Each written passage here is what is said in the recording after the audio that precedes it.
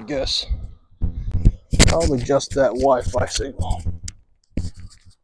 So now you should be on the microphone. I had it ready. As you can see, got the lovely pond. There's a squirrel over on that side under that tree. Oop, there's a little guy bouncing around there. So, yeah. But what I'm looking for, I'm going to take you back to a more normal zoom. What I'm looking for is our swamp puppy friends. They should be out laying in the sun here somewhere, getting warm.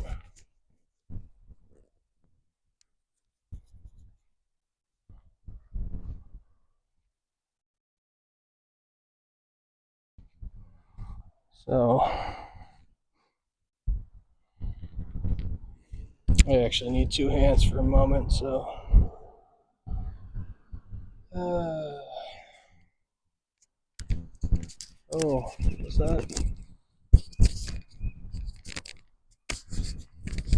Thought I saw something down at the far end dive into the water.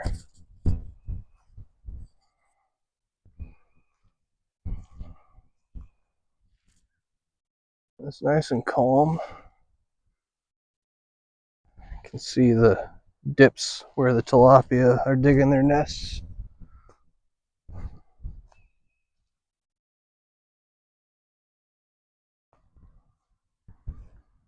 Yeah, should be on the microphone now, so I can feel the wind hitting me harder. It's also going to pick up because it's blowing across the water here with no resistance.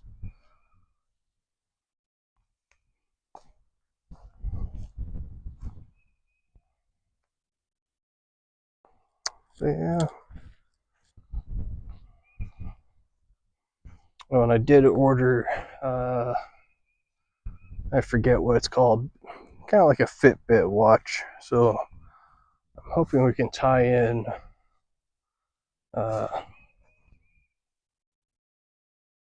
that phone is supposed to, or sorry, that watch is supposed to be compatible with the phone.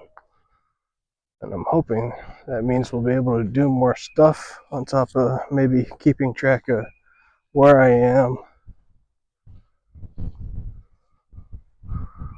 I don't know. That's one thing I really need to like ask. There's a couple other things I need to look into, like the IRL map that I see a couple people have.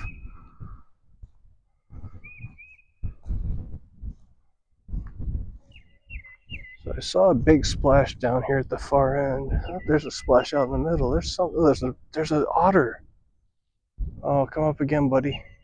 Keep dancing. I'm 90% sure that's an otter I just saw flip up out of the water a couple times out in the middle over here.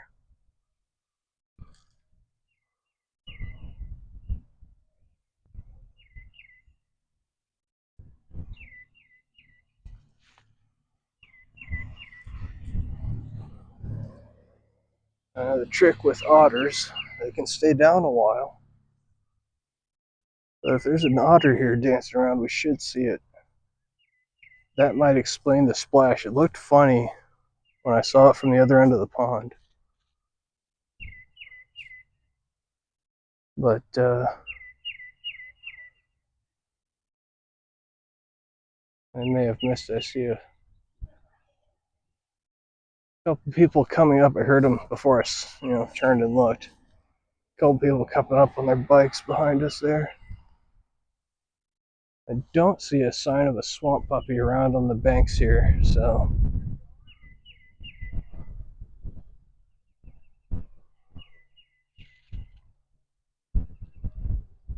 I know I saw that flippy flip. There's another splash ripple out there. Maybe you guys saw it while I was looking around. So I'm holding you guys steady while I kind of swivel back and forth looking over the water. There's a couple of those whistler ducks coming in.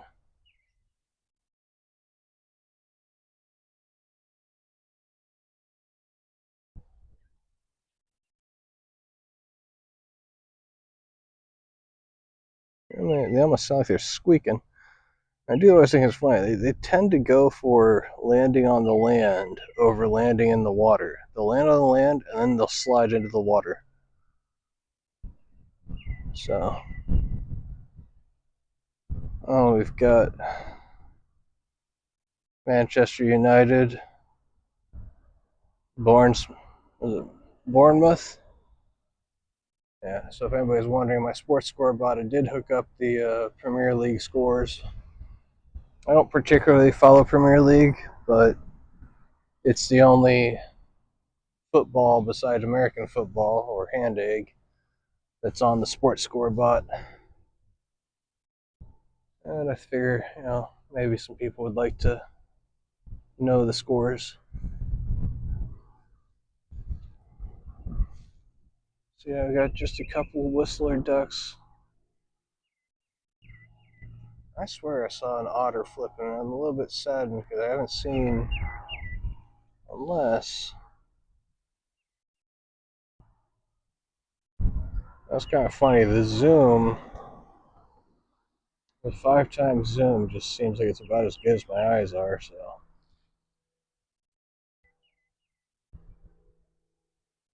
I swear I saw the curve, the slick body. Problem being, it's a fairly decent sized pond for an otter to play around and hide in.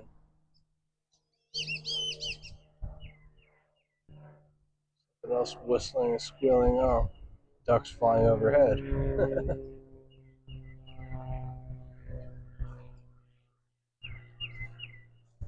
So yeah, we'll head to the main part of this route, which is basically our abandoned golf course. I did look into it, by the way, after the surprise stream guests that we had last time. They gave me the rundown about how some company owns it, and I could be facing a fine of $1,000. There's our little whistler ducks. You see they have like a bright orange bill. And it's kind of funny. They really do. They like squeak and whistle. They don't. I don't think these ones quack. So there's some different ducks here in Florida. Oh, maybe they're fish. Maybe it's just big fish jumping. Kind of missed it. Of course, that's the thing with the fish jump. You either see it or you don't. But that doesn't really explain to me what I was seeing over here, because that was like the flip and jump followed by a flip and a jump. So I guess it could be either one fish. Could be the fish are doing it. I was all excited for seeing an otter because we do have a lot of otters, but we'll let the whistler ducks have their drink.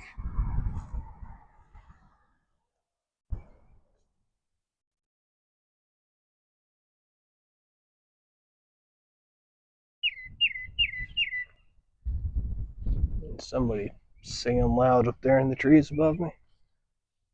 But yeah, doesn't look like we've got a swamp puppy here. We'll continue on to the, like I said, we'll continue on to the abandoned golf course. So I did look into that. If anybody was around from when the unexpected stream guests kind of tried to tell me how I could get $1,000 fine for trespassing if like the lawn service saw me or some such shit. So I looked that up. The abandoned golf course was owned by a company, and that company was responsible for basically sending out a crew to maintain it. And apparently it was a whole lot more overgrown because that company was cheap on the landscaping service. And I forget, they had them going out there like once every 3 months. And basically the city, Sun City Center, told them, hey, you need to send your people out there on a monthly schedule. So, if anybody doesn't know, by the way, stuff here in Florida grows like crazy. So, yeah, your landscaping service here needs to come by once a week during, I wanted to say rainy season, but we'll just say summer. And during our dry season, they can get away with coming by about once every 2 weeks, maybe once a month if it's really dry. But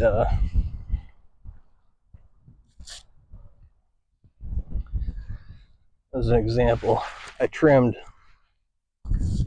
all the trees and the bushes at the house that I was living in with my ex. She got mad at me because I chopped everything down hardcore. There's our favorite little AstroTurf front yard house. The strange choices. They actually have grass on the side and the back. It's only the front yard that they replaced with AstroTurf.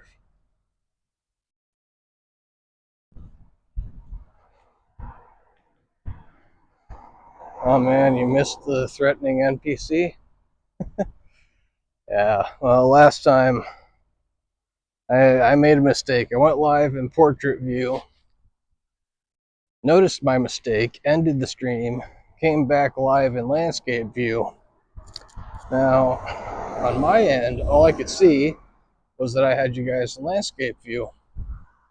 When I got home and I watched the VOD, Twitch treated it like a disconnect and compressed the landscape view into a portrait view. So, lessons learned.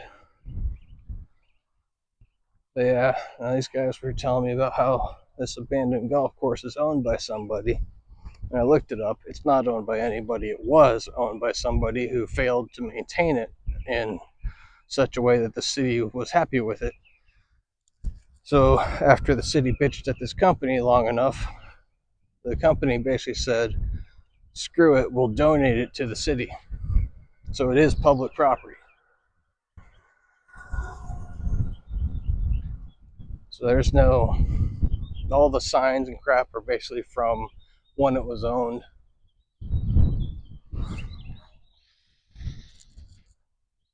There's no worries about getting chucked off of it or getting a fine. And I don't know, that it was hard to tell with those two. Like, they could have been trying to be, friendly and doing me a favor, or it could have been a threat. It was kind of hard to tell.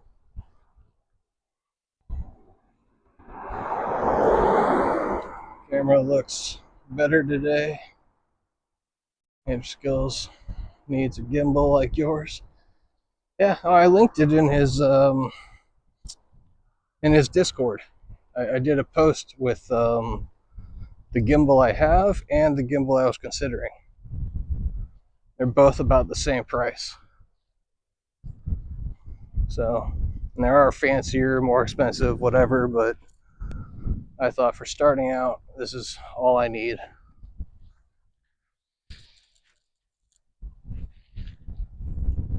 And the other part of it was I spent time watching the 88th Baron and watching other IRL streamers. The ones that don't have a gimbal, I can't watch. It's so shaky, it's so horrible. I was like, this, for say somebody like my mom, she's real motion sensitive. She still wouldn't be able to watch it, but I felt like this was a necessary piece to bring my IRL streaming into life. A squirrel on the right. So this is kind of the debate. We're in the middle of the golf course. If we go that way, that's hole 4, and then heading towards the starting shack. If we go this way, it's hole 5, which is where I think I'm going to head, because there's actually more ponds and stuff back down away from the golf course back here as well. But it is nice and cool. I was expecting it to be a little bit cooler, but I guess it's just the angle of this thing. I can literally feel it, like the parts of my body that are in shade, like from even the little bit of shade that these are providing to my legs. My legs are cold. but like my neck side of my face that are in the sun are like, hey, that's really warm sun on us. Not hot. I guess that's the kind of thing I would generally say hot, but it's just one of those like you can really feel the sun. Yeah, so this is hole 4 in our big watering hole. Now, we've seen a swamp puppy in this one every time, so hopefully that remains true. This was where we saw the 7-footer, and then the last time out, it was a little like 3-foot baby.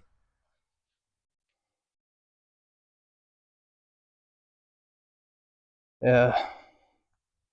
Oop, jumping.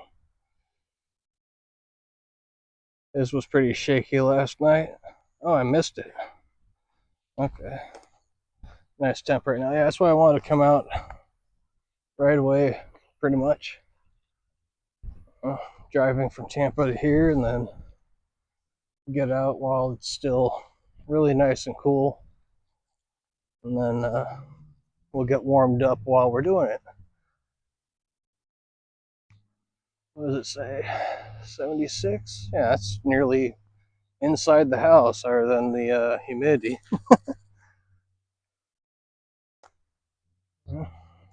So yeah, and my air conditioning set to 74, so it'll get a couple degrees warmer and then it'll kick in and cool it off. That's right about that. The only thing is the air conditioner, a lot of people don't necessarily realize it. Air conditioners do deal with the humidity levels. I shouldn't have jinxed it. Said something about finding swamp puppies here every time. Now there's no swamp puppy.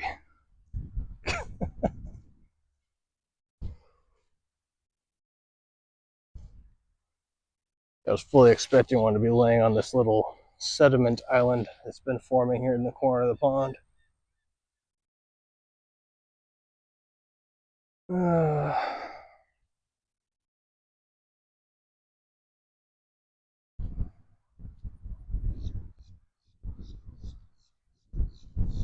Something.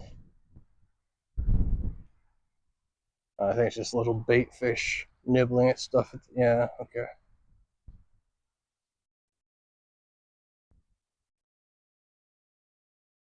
I am looking into the possibility of getting a polarizing filter for the phone. So you guys will be able to see in the water like I can, because there's a big, pretty fish swimming right at us right here. Swimming onto the side of us now. Yeah, right under that lily pad, but when I look at the phone, I don't see it. Alright. Yeah, I'm thinking I gotta try and find a polarizing lens for the phone. Problem being, there's, I don't know how many different polarizing lenses. If you look at, say, Amazon, I forget, gave me like 1,000 options or something. And they're all like slightly different colors and things. That's one of the reasons I tried my sunglasses I got on today. They're a different color from the other ones I was wearing. And oh, you could see it. Oh, okay. I wasn't sure.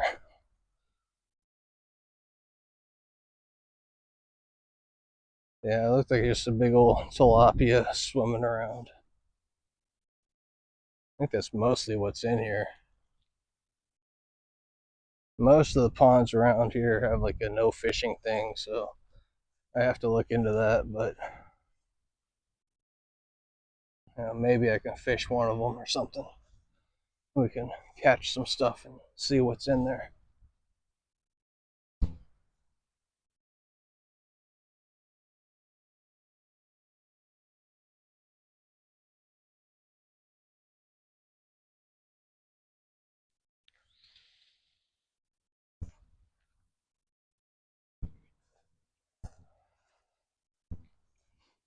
Yeah, just a lovely morning walk.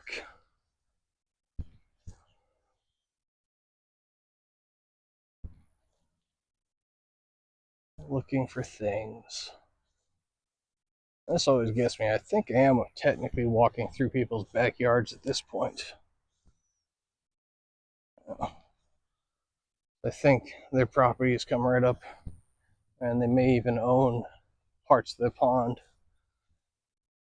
I remember that from the place, my old house in Tampa was like that. There was a retention pond behind the house, and I owned like out to the middle of the retention pond, along the property lines of my house.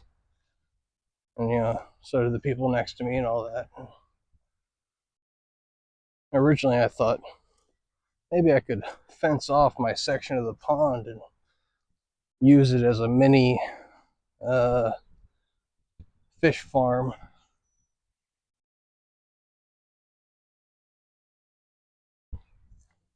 But I was like the one person, essentially. No, there was another guy too. I forgot, but we were like the only two who went out there and tried to like dig and maintain the banks of the pond.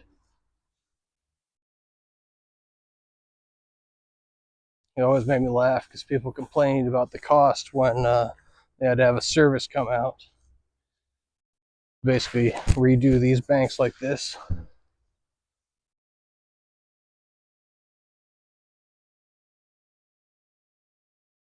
And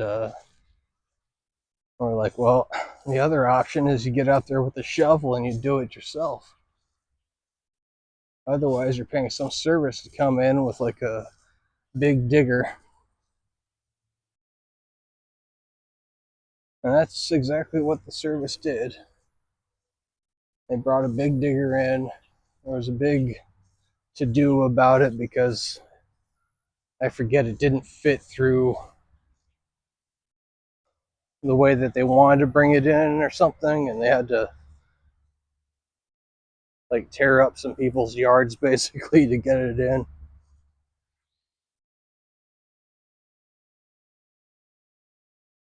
I was hopeful for a moment, but it's a plastic bag right there in the corner.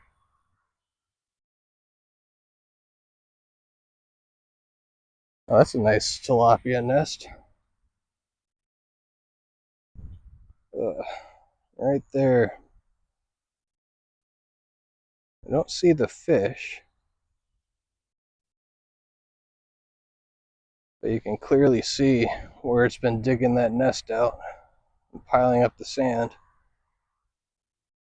So what he does is takes the sand that's towards the shore and spits it up and makes that berm that's towards the rest of the pond. Is that the fish? No, not moving at all. I thought for a moment it was a fish just sitting stationary. I like that it's nice and calm though. What I don't like is we're not seeing anything out here.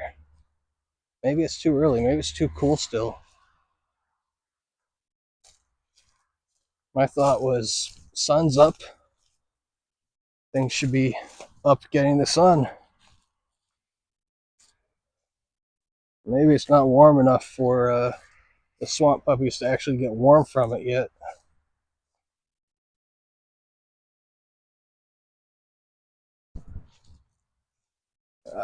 That's going to get overgrown. I'm not going to be able to go back through here, at least on this side of the pond, in the near future.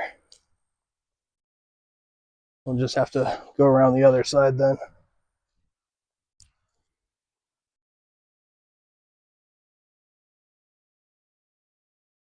Oh, did I pass the sign? No, sign's up ahead still. We wanted to have our laugh. Yep, there it is. So,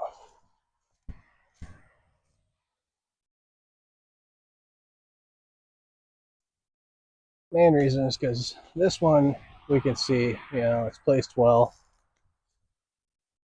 It's this one that when we go in deeper down here, I just do not understand. You can actually see it from where I'm standing now. It's that metal pipe, metal sticks on the left side of the, oh, it's in the middle of the screen basically. And but it's on the left side of this waterway. And I've been trying to wrap my head around it because, as far as I know, this down here has nothing to do with our little 3 and 4 word, 3 and 4 par 9-hole golf course. As far as I know, this is just, I don't know what, retention ponds that they dug for some reason.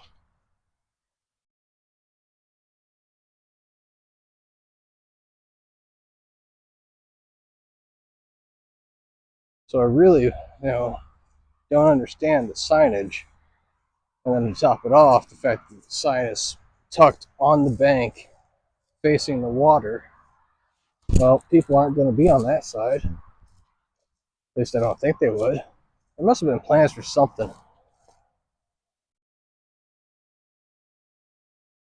Maybe they planned to put in a path or something down, like a walking path.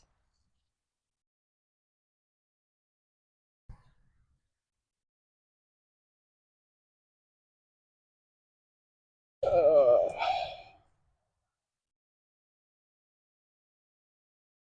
yeah, nice. Can definitely feel the humidity is coming up. It's definitely a lot more humid than it was. There's an anhinga. I'm going to try to zoom in on it, but we're still far away. You'll see, hopefully. I can't see the phone right now very well. Sign, left of the sign. Blackbird flapping its wings right now.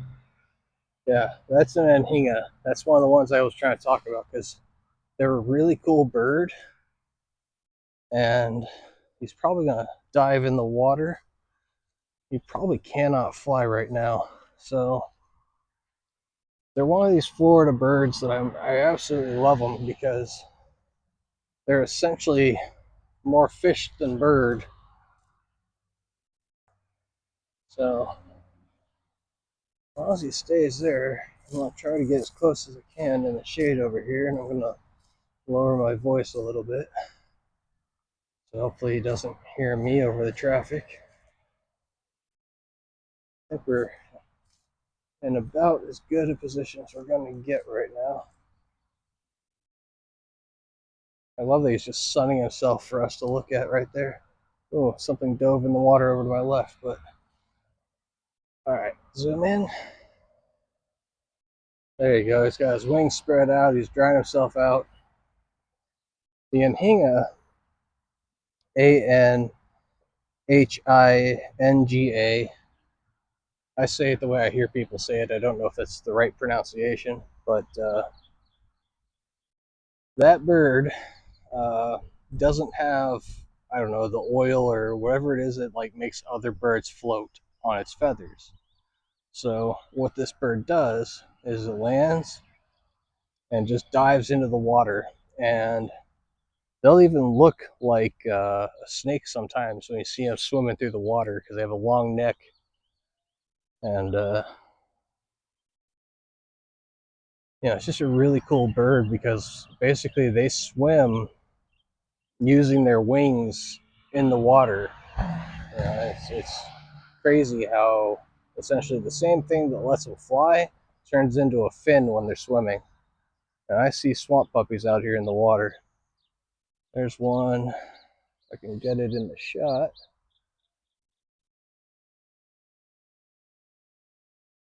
You see the lump. Oh, my finger's way up. Right there's the lump. That's a swamp puppy chilling out in the middle of the water. So we have swamp puppies. We'll see. Maybe I was right about it being too early and not coming out of the water to dry themselves and warm up yet. It's still too cool for them to get the heat they need, I think. But yeah, the anhinga there, it's a really cool bird, and the thing I always thought was kind of really fascinating about it, to me at least, is that bird cannot fly like as soon as it comes out of the water because the feathers are so waterlogged, it weighs the bird down.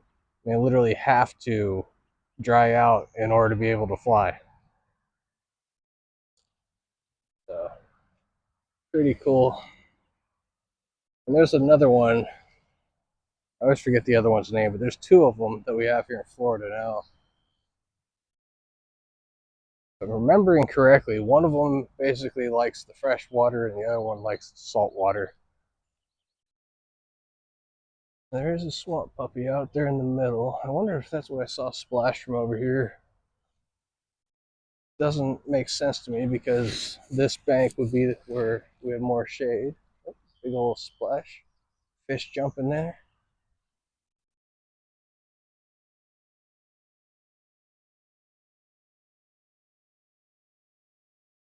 So I was thinking about it, like if I were the swamp puppy, I'd be going for that bank on that side because that's where the sun's hitting first. I can see it, the back's up. It's doing the full look at me pose out there in the water. I'll try to get to a better angle.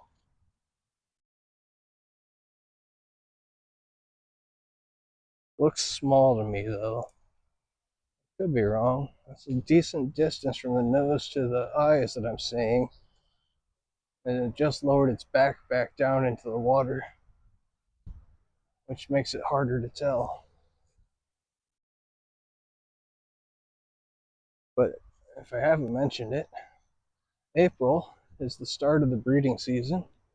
Oh, the back came back up. That's looking kind of medium sized to me. Not a big swamp puppy, but doesn't look small either. See if I can find it. Right there in the middle. You can see the head and the nostrils just sticking out there. I'm waiting to see if it brings its back up again. I was kind of hoping it might do some bellowing. Kind of doubt it. I can't tell the size for sure, but I think we're still looking at an adolescent. Might be like a year or two before that one starts doing the bellows and stuff. So, oh, how did I miss you? Hello, beautiful. That's a bigger swamp puppy right there.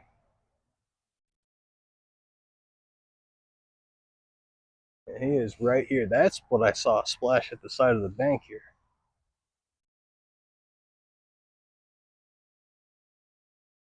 I'm wondering if I can get closer. Oh, this is such a weird thing with the reeds. Oh, he's going under and swimming away. But that's good swamp puppy response. That's what they typically do. You know, they see us, we get too close. They're like, man, fuck this shit, I'm out.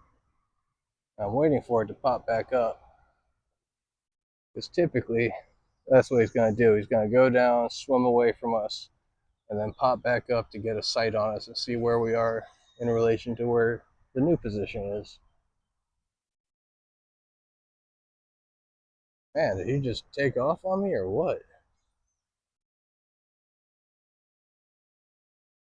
I usually don't stay down that long.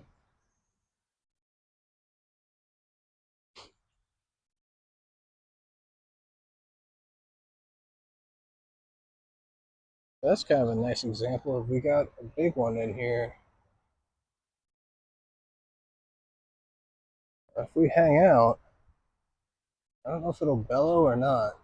That's usually like when they're trying to mate. You know, it's that's basically what I was getting into. Is it's the start of their breeding season. So right now they do their courting, and the courting is basically, you know, they find each other, and the male's going to show off by like sucking in the air, and then he does this sort of bellowy roar. If I remember correctly, they actually use that sound for Jurassic Park. I have not seen it come back up. Interesting.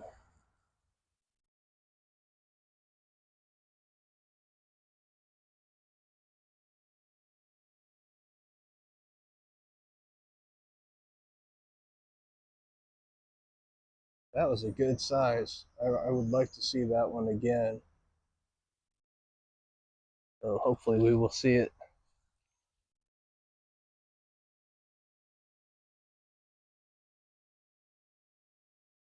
It's the big old crush. I think this is probably. Oh, do we have tracks? No, not really. But there's kind of a. You see kind of like where it probably pushed off and left back out into the water. Basically, it's where the reeds are broken down in two places. You can see the reeds kind of broken down like it came in this way and it went out that way.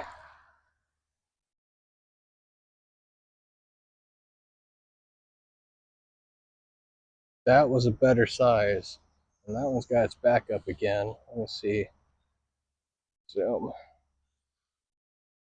I love when they just sit there displaying like that. What I'm hoping for is a bellow, but no idea if we're still in bellowing times or not.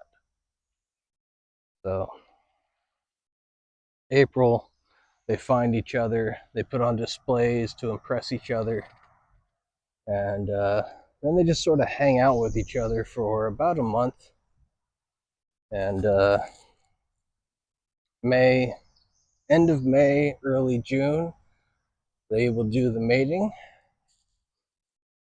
I have to look into like what cues or makes them do it. I do love these purple blooms. Well, it's like flower colors you just don't see too much, I don't think. And but yeah, I have to look into like what triggers them to actually mate. But yeah, basically they find each other in April, spend about a month, I guess, romancing each other. Not entirely sure how it works with swamp puppies. That's where the big trip that I would love to do, and I gotta look into. I gotta contact Gatorland and ask them. Would you allow me to do an IRL stream from your park? If they say yes to that, we'll make it a trip. Gatorland is in Orlando, by the way, and if you ever come to Florida and you're there for, say, Disney or Universal or whatever, the big parks, I highly recommend you set aside a day for going to Gatorland. Gatorland is a park. I first went there when I was, I don't know, 9, 10 years old, and I fell in love with it. It's basically a alligator farm that has grown into like a full-size zoo. And they've got tortoises, they've got big cats. It's more than just gators. They've got all kinds of different crocodiles. You ever want to see like a big saltwater crocodile? They've got those.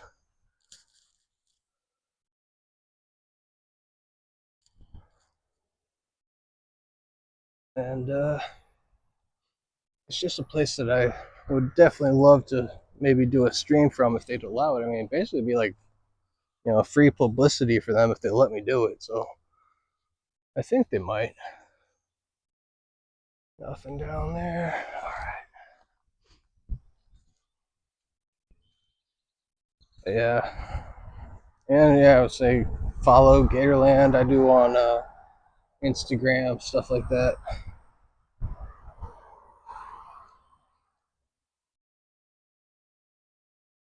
Yeah, I would definitely check them out any way you can. And then I was gonna say is the nice thing about Gatorland is it's still, at least compared to like Disney and Universal stuff like that, it's still a nice cheap ticket to get in. And I'm fairly paranoid because we've got at least 2 swamp puppies here, and this is, if anybody's wondering, All this is perfect swamp puppy happy land. I'm real paranoid about going around every corner and trying to look down where the reeds are. Because they're ambush predators, and that is perfect ambush type stuff. And we're going to come up on our anhinga, still drying itself out. Oh, I saw a splash. Oh, I didn't think about it. We're going to be stuck on the side with all the traffic making noise beside us. Hello. Oh, I didn't do it through this app before, did I? Shit.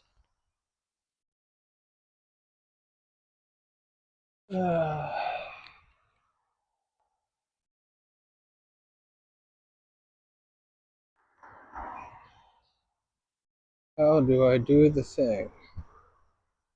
No.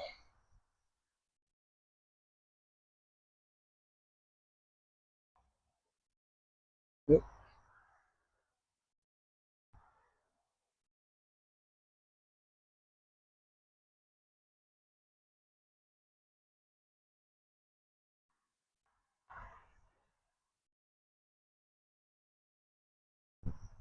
Okay, it took a moment, but there it went through. Cool.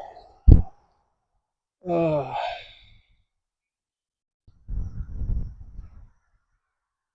Had to learn how to do it through this app. Hey, welcome in, Jarhead.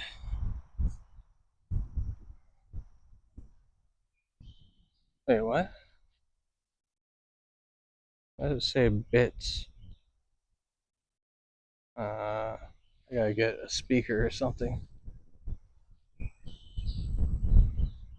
think that's the only other thing I'm kind of missing. If you guys are playing sound alerts and things, I don't really hear anything when I'm in this setup. Our swamp puppy that was up in the middle has gone down. Our bigger swamp puppy does not appear to have returned. Well, we have the anhinga to look at, I guess. So,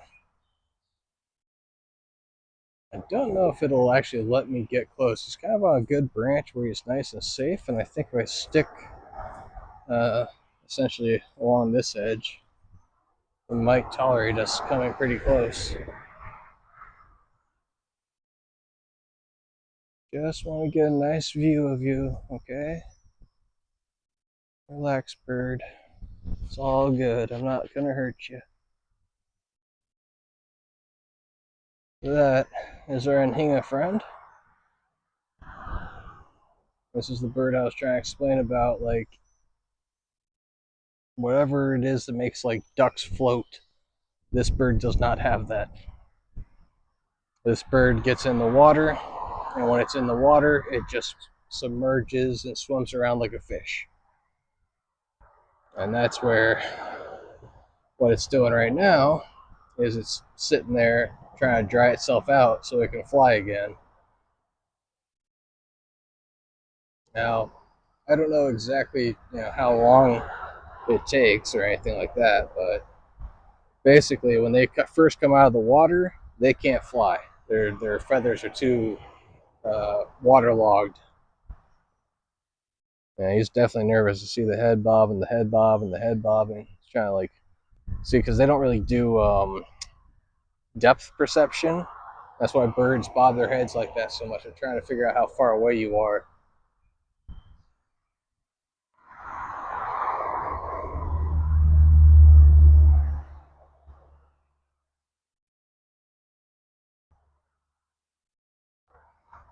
But yeah, that's one of these really cool birds here in Florida that you just don't see in other places, I don't think. Like, I don't know what the range of the bird is, Oh, it's going to fly. Did not expect it. Wasn't sure.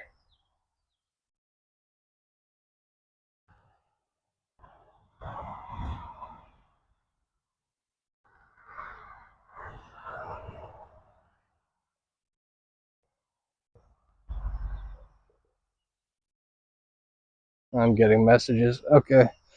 Yeah, I'll have to explain that. Oh, there's a little turtle that came up and went back down. I'm going to go back to the other side of the pond because I don't want to walk along this whole thing with all the traffic constantly going by us over here. I know that's noisy. So we'll go back around, see if maybe our swamp puppies come back up where we can see them in a more convenient location. So we've at least spotted a couple. The big one gave me hope. I think it's still too early in the day. I think that big one was just getting out of the water when we walked in because those reeds were pressed down recently. They hadn't sprung back up yet. It's one of the things, like when you're looking at all these, you start to recognize the signs.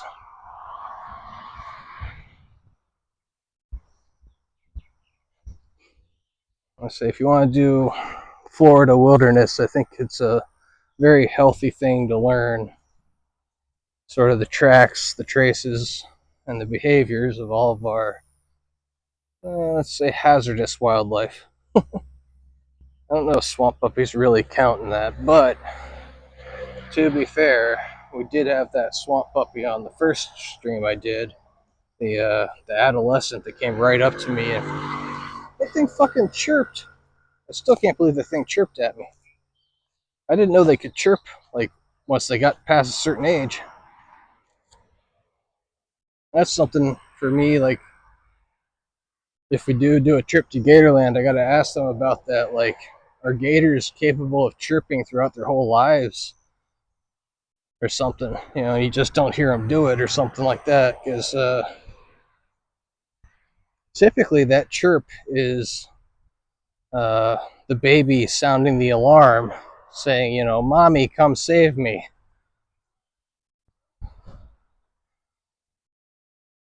And that was, I want to say that one. That one was a good 4, maybe 5 foot swamp puppy. Still adolescent. So if anyone's wondering about the growth, they grow about 1 foot per year. So basically, a 2 foot gator is a 2-year-old, and a 4 foot gator is a 4-year-old. So that's what I mean. It's a toddler, and they do start to slow down. The growth rate slows down. I have to look it up, but I want to say somewhere around 7 or 8.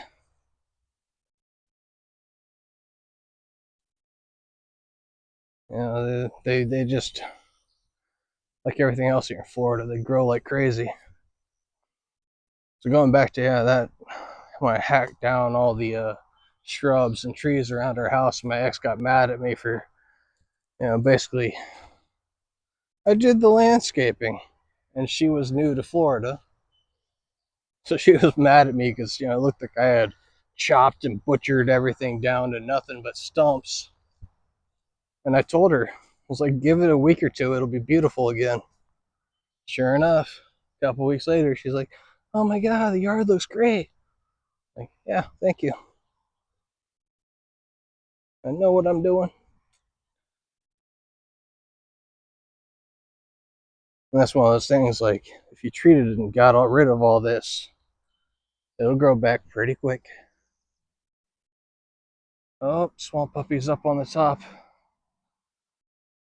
Okay, is that the big one? I think that might be our big one.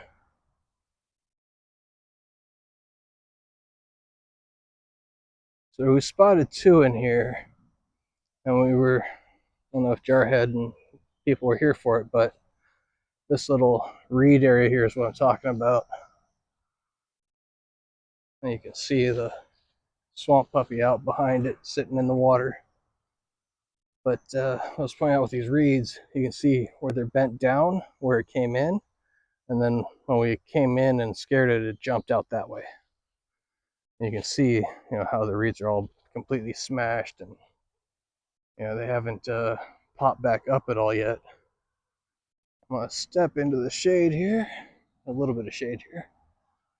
See if I can zoom you guys in on our bigger swamp puppy.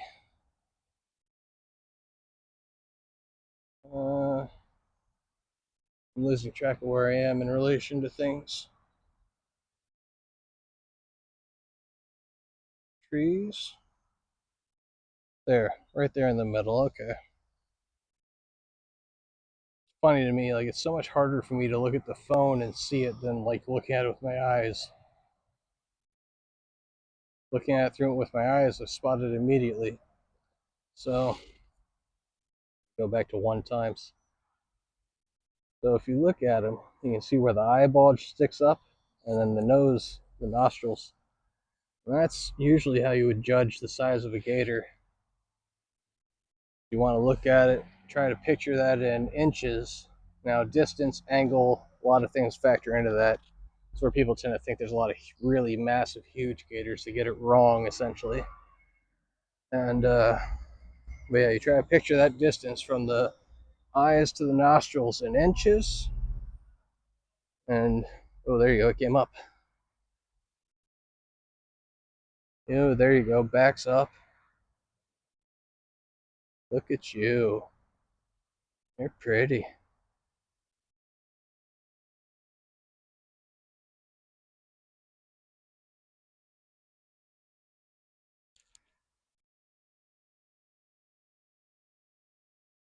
What? Sound on headphones is not me.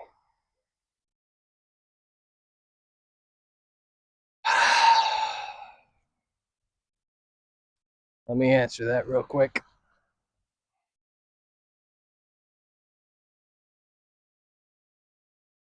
Oh, that's not chat.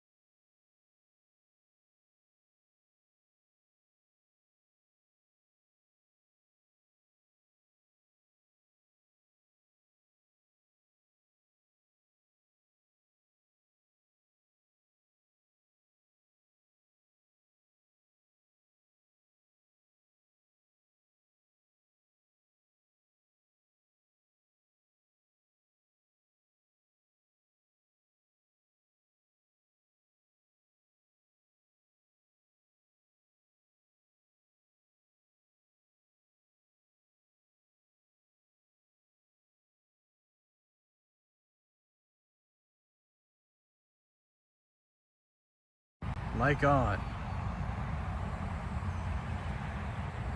Mic's on again. You hear me now?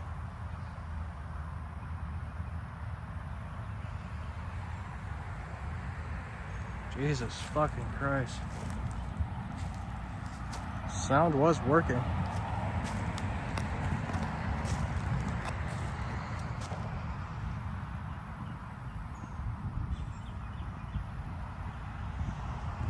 If it's windy or too windy, let me know and I'll plug the microphone back in, but right now I'll go without it, I guess. So let me go back and we'll do things over again. Usually it's too windy. Today's been a really calm on the wind side of things kind of day, so I know it's gonna probably hit the microphone here and there, but that's our big swamp puppy. This is what I was trying to explain. He's up nice and pretty now. Stay up, big boy. I'm gonna try to get a good angle on you, okay?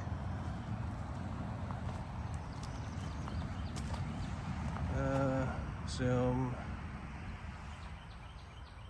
Find it. Right there in the middle is our biggest swamp puppy we've seen on our trips out here so far. That is, I'm gonna say that's a solid 8-footer. Now, the swamp puppies or alligators, basically what you're looking at when they're in the water like that and you can't really see. Now he is nice, he's got his whole body up for us to see. But usually all you're gonna see, or I can use my finger here. So usually what all you're gonna see is like where the eyes come up, that bump, and then where the nose comes up, where the nostrils come up. You have to try and picture that, the distance from the nostrils to the eyes in inches. And then basically, if you think it's 8 inches, you're probably looking at an 8-foot gator. If it's 3 inches, it's probably a 3-foot gator. That's kind of a generalized way of estimating the size of a swamp puppy when they're out there like that. Yeah, that's our biggest one we've seen out here so far. There was a second one out here in the pond as well. Now this one, it'll still be there. But yeah, that big one that's out there now, I think when I first came back here, he had just come out of the water to warm up in the sun. So I'll take you down to where that happened, because I saw the splash basically when I came around the corner there. So this thing was not settled down at all. He probably just got out of the water, heard me coming, and was like, screw this. So if anybody's wondering, they are very shy. Their swamp puppies are an ambush predator. Basically, unless it's like September, the end of June into September, when the females have the nests and they're guarding the nests, pretty much they're going to run away and leave us alone. So what you're looking at, there's a slide or an area where you can see the reeds are broken coming in. So it came in, and I can see the spot where it probably pushed off in the ground here.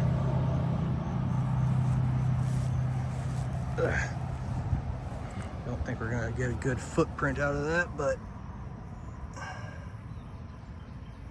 yeah, can't really make out like claws or anything there, but basically came in here and we scared it. You can see how the reeds are broken where it jumped out that way. And that is why they're swamp puppies. They're shy, they're cute, and as long as you're not being stupid and trying to pet them or feed them, they'll leave you alone and you leave them alone, because actually that's the law here. You're not allowed to touch them, you're not allowed to feed them. You can get permits for capturing gators and stuff like that, but that's about it. There's a nice head-on shot.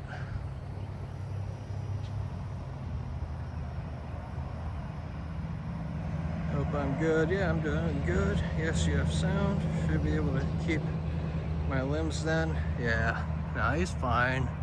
I'm just happy it's a good sized one. The last time I came out, we only came across two little toddlers, about 3 foot. And that is the biggest one that we have seen in the, this is what, trip 4 that I've come out and walked around. So if anyone's wondering about me and why we're doing this, essentially I had a spine surgery at the end of June in 2023, and after the spine surgery I had some complications with the nerves in my feet. You know, my back's good, my spine's healed up and is good now, but I had pain in my feet because what they call the sciatic nerves. They basically run all the way down into your toes from your back, and something got messed up in there. So I forget how long ago now, but I had the nerves taken out of my toes because the original thing that the doctors here wanted to do was keep treating me about every 3 to 4 months. Now the treatment they were giving me gave me pain relief for about 1 to 2 months. I'm not a fan of treatment. I like things being fixed. So I went and when I went for the second treatment, I had a different podiatrist, and I asked her about it, and she was basically like, yeah, you know, we can just keep doing these treatments. There's the other one. The other one came up on the far side near the reeds. You see like a dark spot there. It's swimming away from the edge as I speak. That's our other swamp puppy. I was wondering where it went.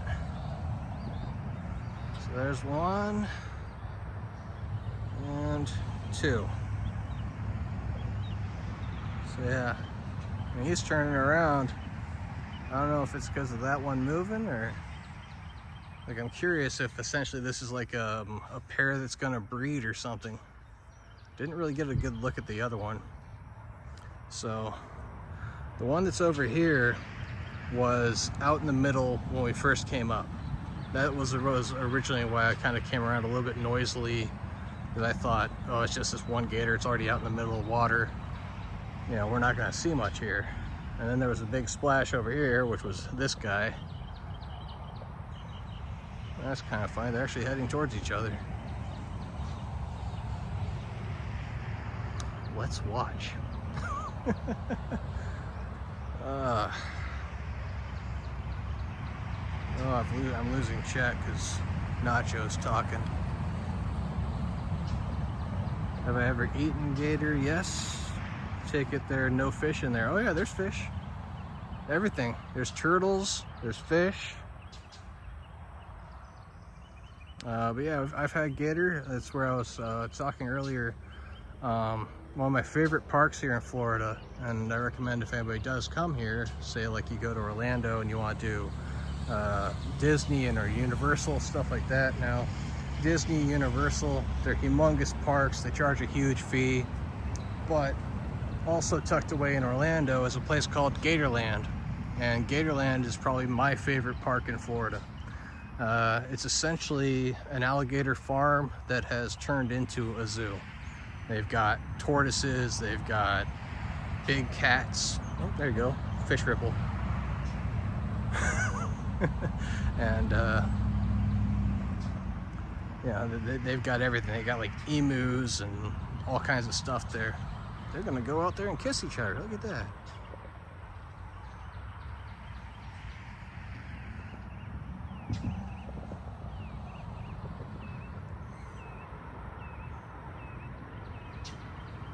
Wow.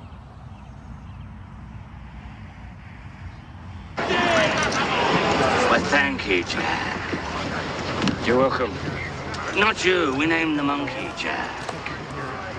Glad to see you on your feed. This is what I was kind of hoping I might see. So if anybody saw when they got close, he raised up. He's showing his size to her.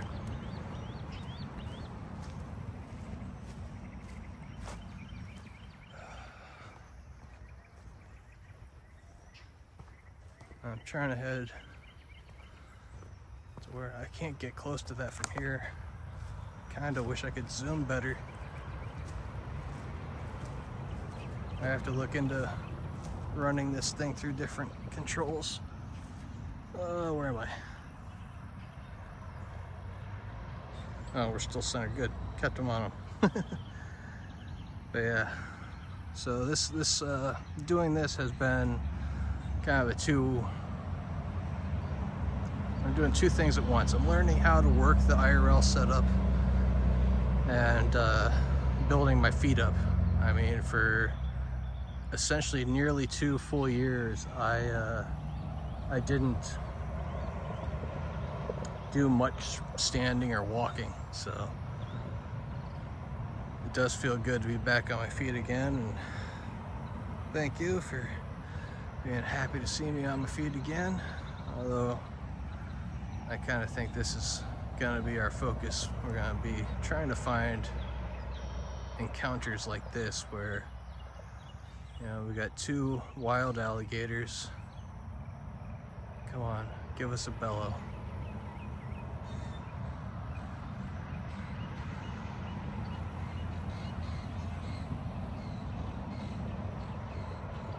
So they're actually both displaying for each other there.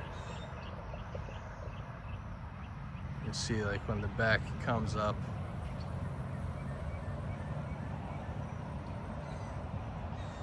Come on. Well, it went down.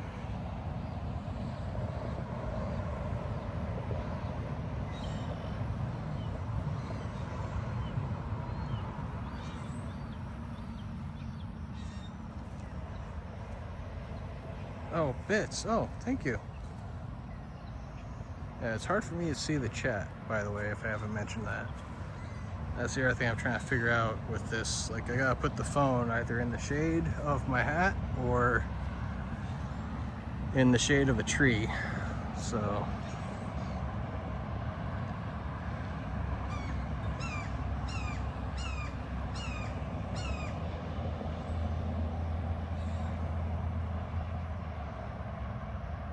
we have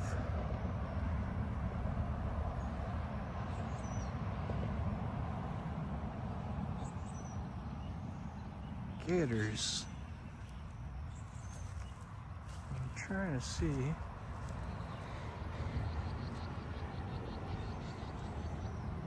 I don't know if the other bank would be closer or not.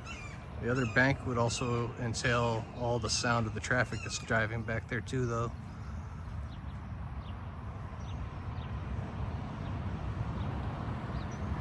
Hopefully you guys can see it pretty well. We have courting gators.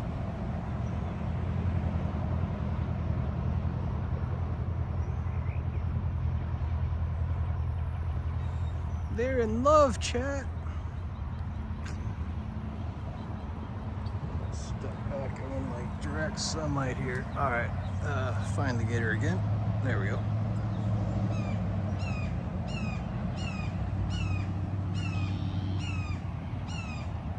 So these two are courting out here. That's really cool. I don't know if we would get a bellow or not. I don't know.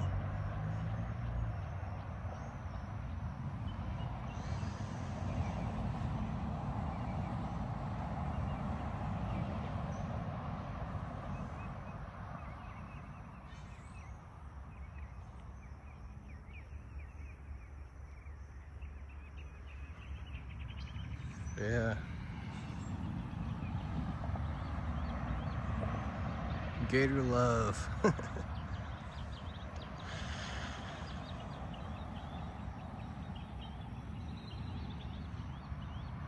I mean, it's the end of April. I think it's still a little early for them to... Yeah, I think this should still be courting. So typically what happens, April, they find each other, they make displays for each other, and they spend about a month, I guess, romancing each other. And so typically end of May, beginning of June is when they'll actually do the mating. And then at the end of May, beginning of June for the mating. End of June, early July, the female will go and build a nest and lay the eggs. And then she will guard that nest until about September, when the eggs will hatch. I want to say end of August, early September for the hatching. I don't know, because it always looks like it's not as good on the phone. So this is where I keep thinking about, I don't think it'll really show, but no, I was trying to focus on sunglasses. But I keep thinking about possibly getting a polarized lens for the phone so that you guys can see into the water like I do, because these are basically my choice. Oh, it's all zoomed in, that's why. So if I take it out of the zoom, maybe you can see like how that changes.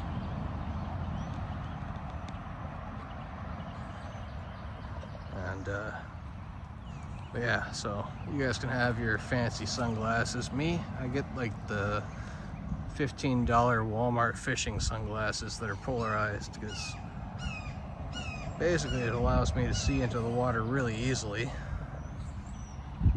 and it also protects my eyes. I like how I was just sitting there, all bodied, lit by the sun.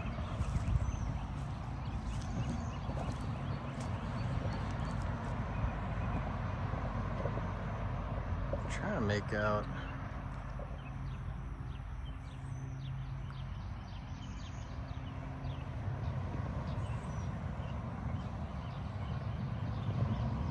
I just don't see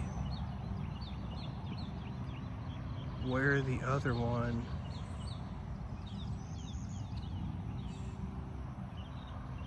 Now the hazard with that is, you know, she can be right along the edge of the reeds here in front of me and I would never see her. This is like perfect swamp puppy territory, because basically they got all the reeds they can hide in over here and all the reeds along the edges. So they can ambush stuff. Like, so if you were here earlier, we had an anhinga that was across the way drying itself out on a branch over there. It's a really cool bird here in Florida that basically it turns into a fish when it gets in the water. It doesn't have, I don't know, the oil or whatever it is, like whatever it is that makes ducks float. It does not have that on its feathers. And when it gets in the water, it literally will swim around underwater hunting fish and stuff.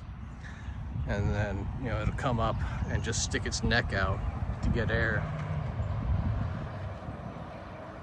And I think I see nostrils.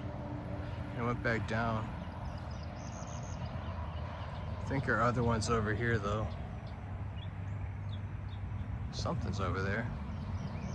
Just love this big guy just chilling, displaying himself though. Looking at me, getting close, time to go. What?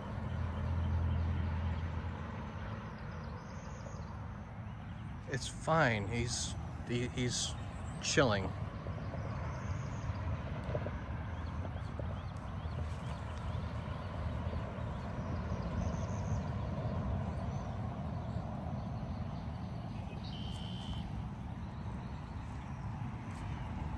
But yeah, if anyone's wondering, yes,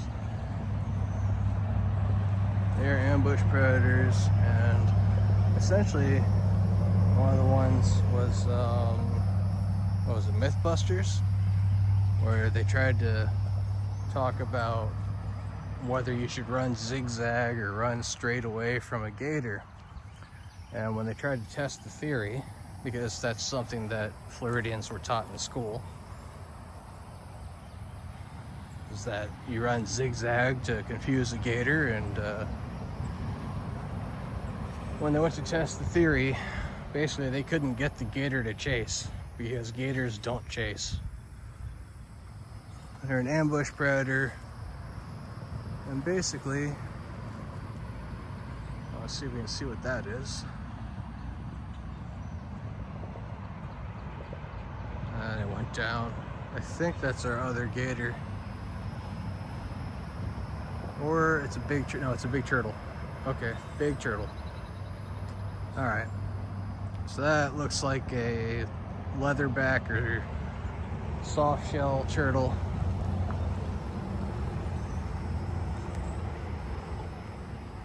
But yeah, everything's in there. Fish, turtles.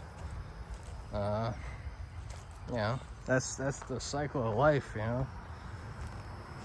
Everything's in there, everything's eating everything else in there, and since I'm making somebody nervous, I will continue walking on. And we'll see if we find any other ones.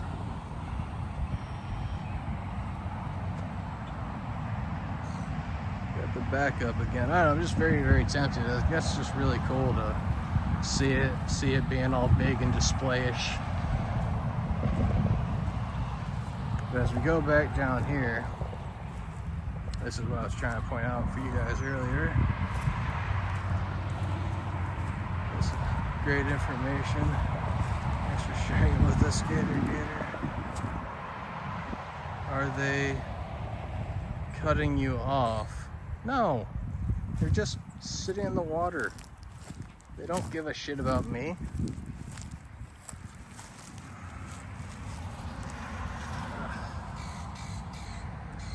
But yeah, this is our sign that we have a laugh about. Oh, wrong way. Because this sign, right? So the positioning of that sign, I'm gonna turn it around so you can see it. That's the bank. There's the water. There's no place for people over there. So is the sign warning the gators not to trespass? I'll never understand that one. I don't know, like maybe there was some sort of plan to put in a path along here, but I have no idea why that sign is positioned like it is.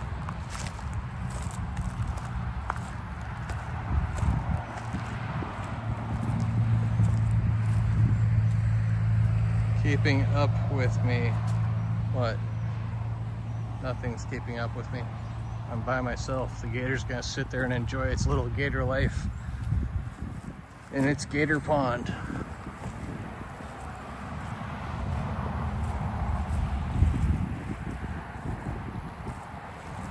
It's the basic thing of it. You let the gator do the gator and you do you, and life is fine. That's where the only one that made me nervous was the 4 foot or 5 foot adolescent on the very first stream, because that one swam right up to me. Like, if you know, just imagine there's a 4 or 5 foot gator. There's a pretty fish there though. Tilapia? Yep, tilapia.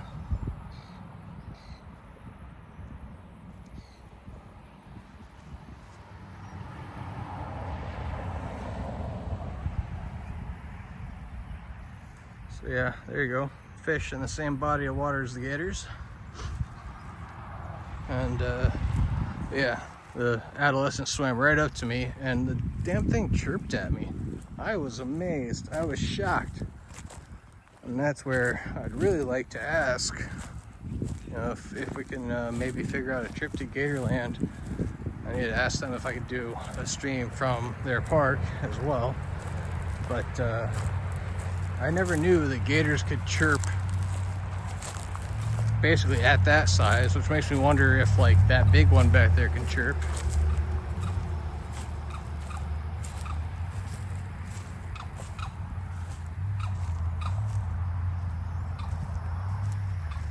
Something.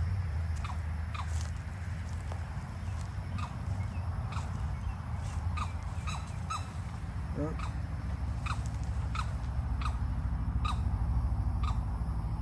It's one of our whistling ducks up in the trees. Okay, see if I can get it. Oh no, that's an adolescent ibis. And of course, not really a good angle to see it, but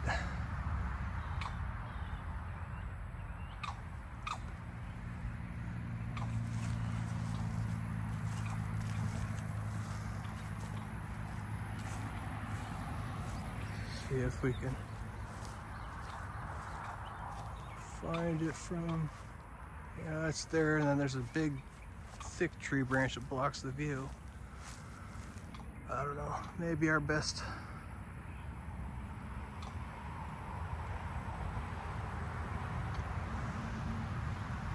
There you go, pretty much right in the middle. Got a brown bird, curved beak. That is an adolescent ibis.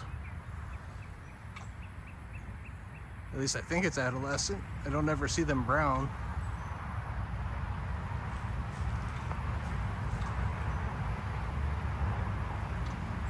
So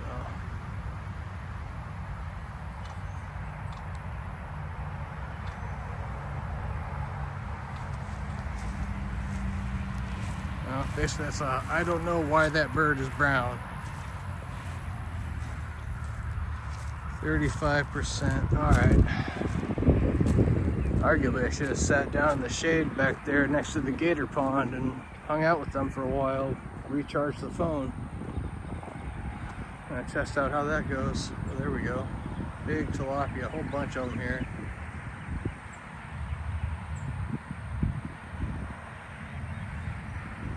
Oh. Let's go to that zoom.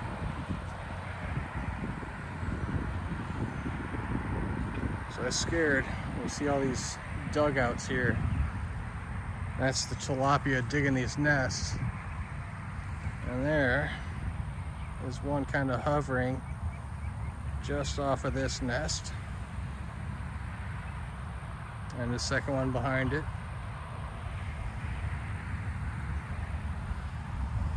So hopefully you guys are able to see these fish pretty well. I don't know, I can see them real well through my sunglasses. And yeah, they're an invasive species, but as you can see from all the massive dugouts of nests, they are pretty much too little too late to do anything about them here in Florida.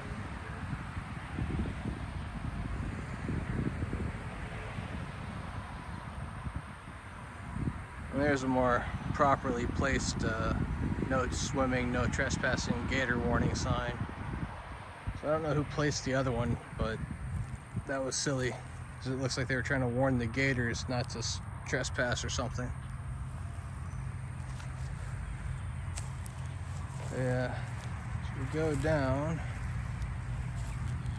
and just see all the little sandy pits where basically the tilapia takes some dirt in its mouth and spits it out. They make that bank that's towards the main deeper water,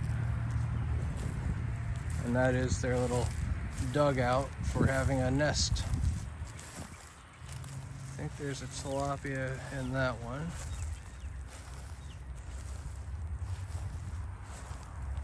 No, that's just a branch or something that's in the nest. Okay.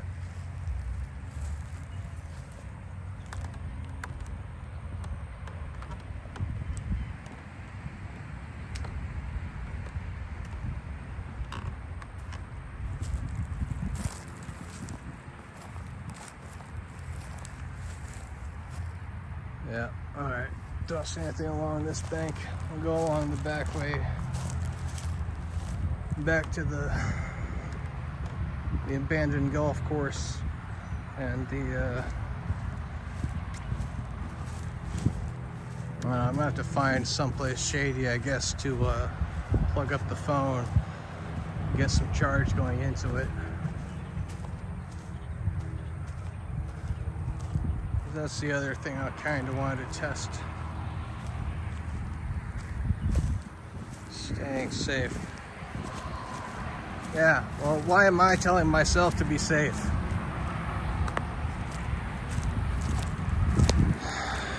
Anyway.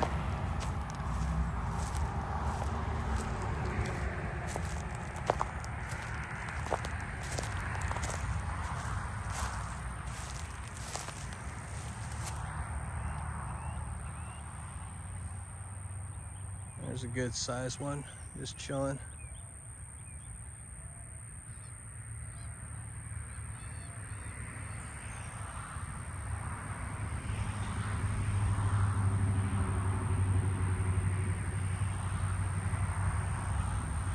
So yeah, these are, see that blue face and the red tail? That's a tilapia. Nice big juicy tilapia that we're probably not allowed to do fishing for. I mean, I don't see any signs or anything other than our fantastic sign, but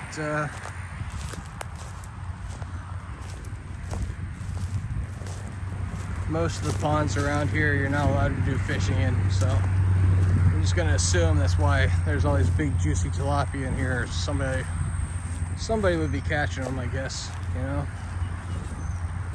That's the fish that always cracks me up. For those that don't know, my degree is in aquaculture, and when I was learning about that and getting my degree, we were working basically a tropical fish farm as an intern, and they also had ponds with catfish and tilapia because they were trying to study them. And that's when I learned tilapia, at least in the US markets, used to be sold as Nile perch. And it's just a funny thing because the fish has nothing to do with the Nile or Egypt, and it's not a perch. It's not in the perch family or anything like that. So, but it was a name that basically made the fish sound exotic, so people would be willing to eat it. And then eventually, when people became more accepting of this new and different fish, and also modern labeling doesn't allow them to lie like that anymore, they started calling it tilapia.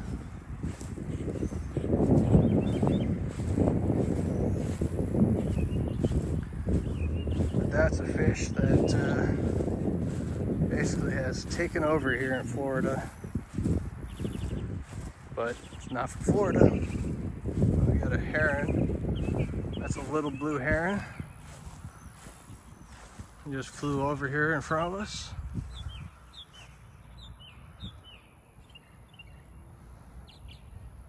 Yep. Blue heron. Not really sure why it flew right at us there. Pretty sure it would have seen us walking along. I didn't stop until after it landed. But yeah, we'll just walk along with him, I guess.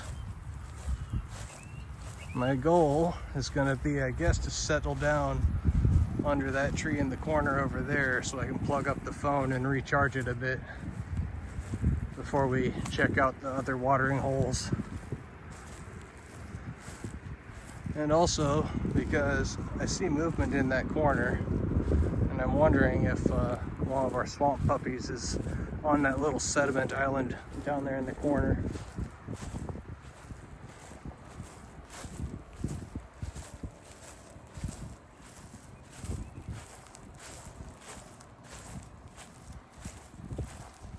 Stickers.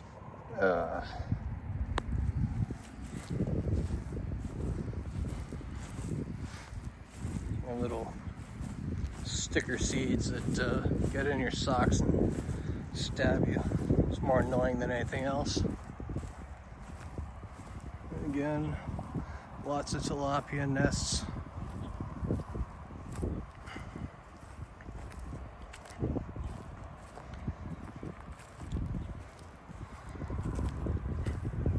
one of my favorite features as we go along is right there where that tilapia swam right by it. It's almost like somebody was putting a nest in the water for the tilapia. I have no idea what that is, but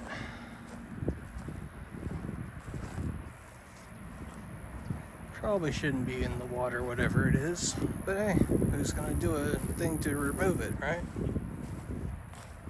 More tilapia, lots of little bait fish.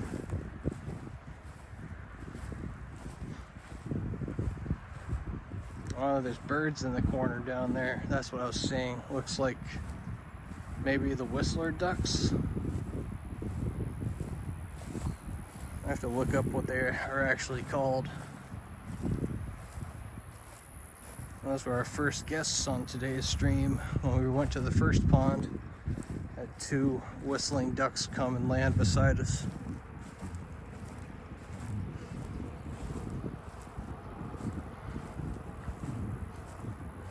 So we'll get close. I think they'll feel safe. They're out there on the little sediment island, which probably means there's no gator or swamp puppy around. There's something else in there too. I don't know what the other birds are that are in the foreground, but the ones that are standing in the back are those whistler ducks.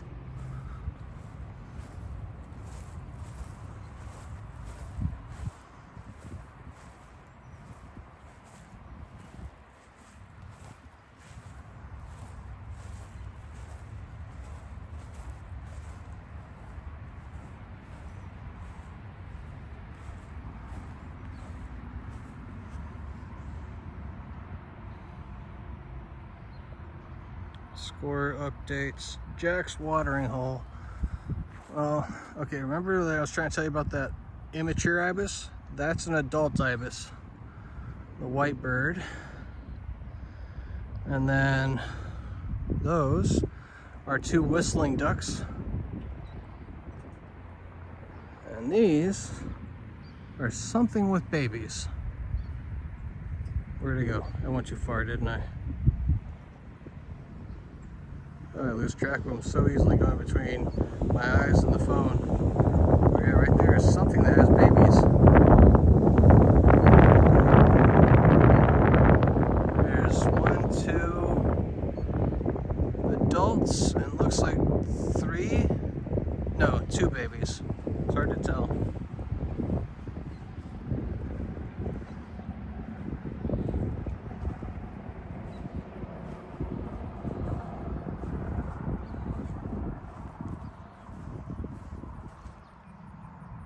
Two little lumps that are moving, and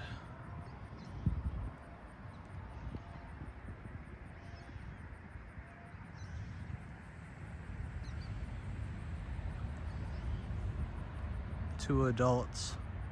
There you go. Looks like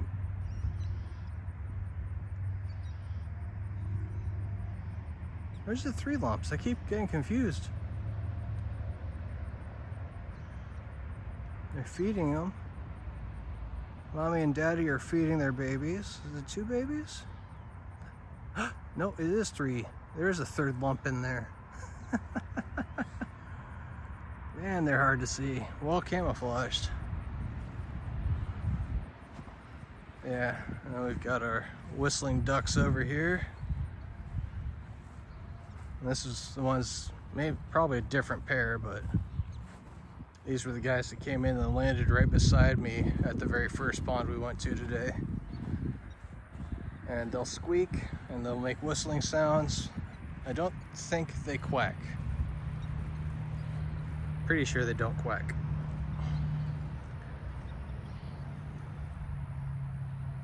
Come on guys, turn. There you go. I gotta talk to you and then you turn and look at me. You see they got that bright orange bill with like a white tip on it, a brown back and a black body. Pretty cool. And they're always kind of on the quiet side, I guess, you know, for ducks. A lot of ducks you hear like quack and just making all kinds of noises and things. These ones, they're like the opposite. They're basically silent. And there's our Egyptian god, the ibis. You usually find ibis in groups, so a little unusual to see one by itself.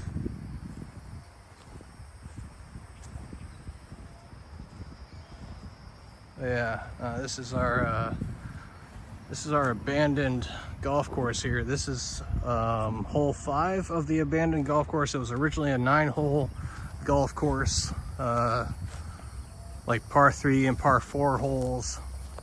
And where we're at here, this was where the putting green was. This is the old abandoned cart path. And this little sunken area was a sand trap. Then you had your putting green up in this area.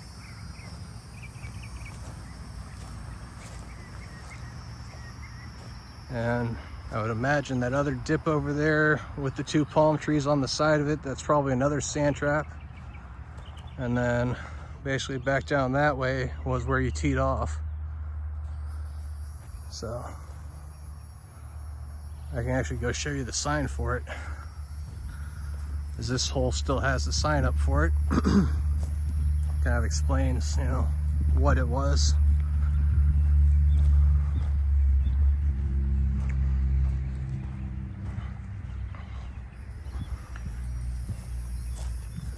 And then, I don't know, maybe we'll go back and sit there and watch the birds for a while I try to charge up the phone a little bit.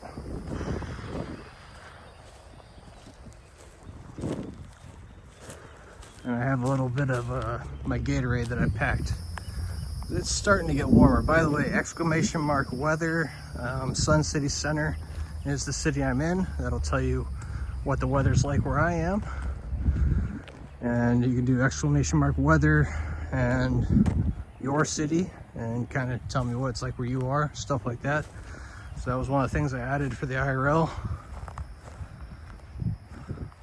And trying to work on, I gotta look into like how other IRL people do like the map. I don't know if I really want the map or not, because I think it just takes up screen space.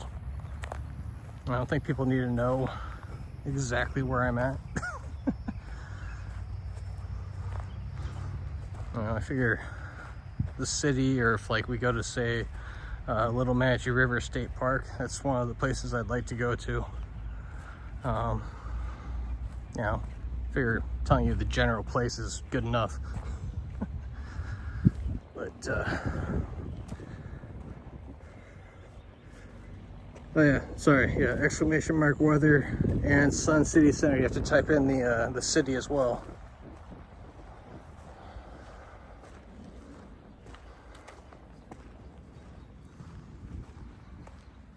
But yeah, this is like a little sign where, so yeah, it's hole 5, par 3, 162 yards from the white tees, 110 from the red tees, and kind of a little map. So I guess I was wrong. I guess it was just one sand trap on that side. That's where the palm trees were. Huh. That sunken area made me think there were 2 sand traps, one on either side. Yeah, this is hole 5, and then basically like it goes through the neighborhood. Back across the road that way is hole 4. And here we'll have a seat if I can find a nice little spot. And we'll watch the birds for a little bit while I try to charge up the phone and then we'll have a walk around the rest of the course, looking at the rest of the watering holes and seeing who's there.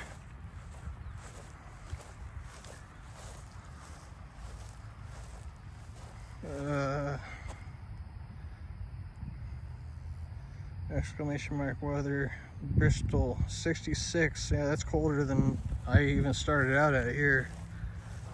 Gorgeous greens.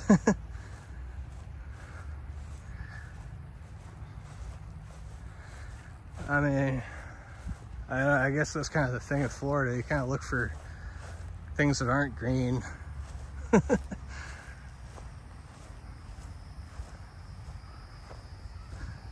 Kind of get, I guess, spoiled with green. So that's where, like, when we were back with the, I didn't show you guys those when you guys came in on the raid and stuff, though, did I? In the bobtails and things back there where we saw the big swamp puppies, there's some purple blooms. And I love those. There's, you know, purple. It's kind of unusual. Because, I mean, you can see, like, people have little blooming plants and things around their houses, red, orange, yellow, kind of the typical things. There's something blooming at the corner of that lanai there. Oh, and if anybody's wondering about a lanai is that big screened in structure, or it's that screened in back room on that house. Basically, in Florida, you have to have something to separate yourself from the wildlife in order to enjoy your porch. And also to keep things out of your pool, because if they didn't have the lanai screening that pool off, one of the gators would go in their pool. I guarantee it. They don't know it's a pool. They just see a body of water.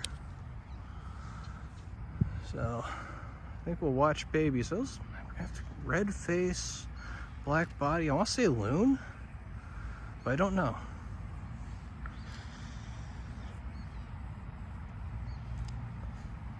There's basically mommy and daddy and their 3 babies. I gotta figure out if I can set you guys down and give you a view. Oh, maybe if I go back over here, it'd be further away, but it's more of a slope. So I'm thinking if I set you down here, you might just see all the grass and not the birds. Yeah.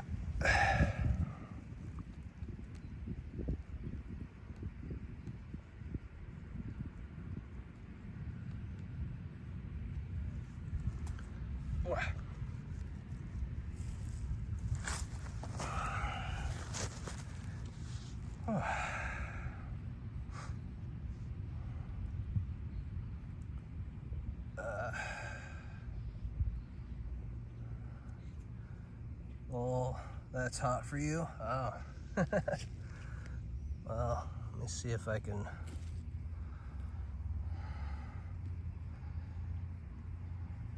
Oh, wrong one. The chat bubble, not the pencil.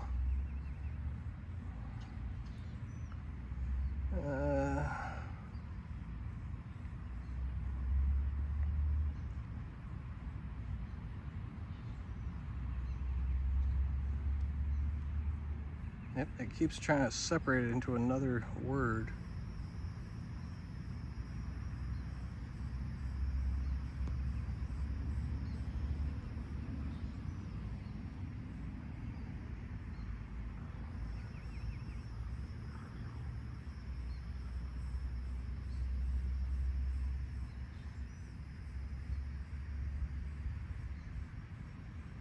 There you go.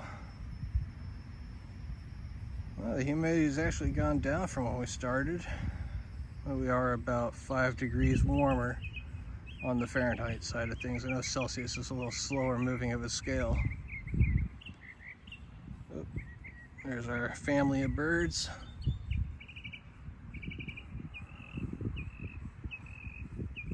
Yeah.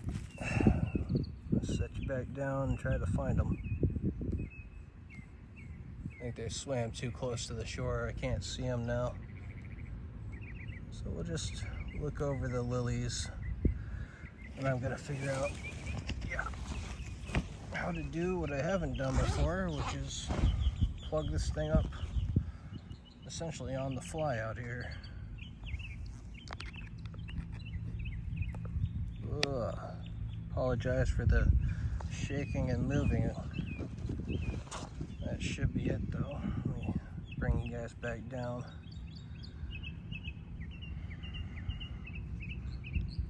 something I'm gonna need to learn to do. To be fair, I didn't start off with a fully charged phone. My phone was doing that optimized charging thing where it was like, we're gonna give you the last 10% over the next 2 hours or something. Yeah, that's where I am. That's the weather here. Pretty nice spring day, you know. And that's where I always say, like, when people talk about heat and stuff like that, it's just different. It's just wherever you are, because it's what you're used to. Like, that 66, I'd be wearing a sweatshirt and long pants.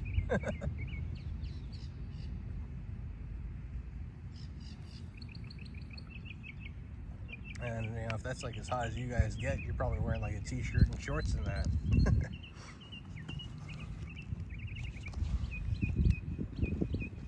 But yeah. Oy.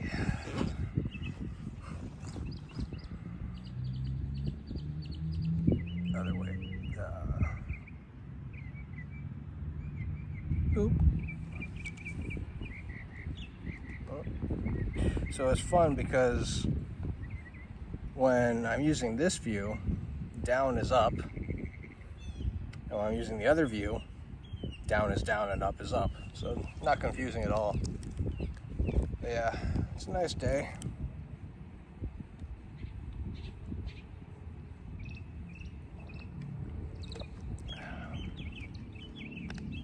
I'm just really happy to be basically up and about doing things again. Like I was explaining before, I haven't done much standing or walking for almost a complete 2 years. It was the end of June. I don't remember the exact date, but the end of June, like the 26th of June, let's say, 2023, that I had the spine surgery. And then, you know, been a long time recovering. Boy.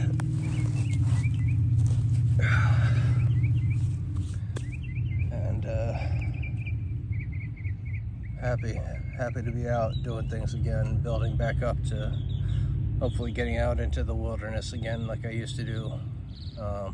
Basically, this is going to be our bag, my old Army assault pack. It's basically just a glorified backpack with a lot of pouches in it. And that's where I had a couple of these solar-powered battery banks. These are from when I was in the Army. And like, for example, on one of the field exercises, I wasn't assigned any duty, and I was able to watch Formula One basically using this to power my phone while I was out in the field. So it's amazing to me what, you know, the technology and things have done so far. And my hope is that when we go out to, I keep wanting to say Little Manatee River State Park, because that's the closest park that I can think of that I've been to before. Now, it's been, what, nearly 10 years. 2016 or 2017, somewhere in there was like the last time I went out there. But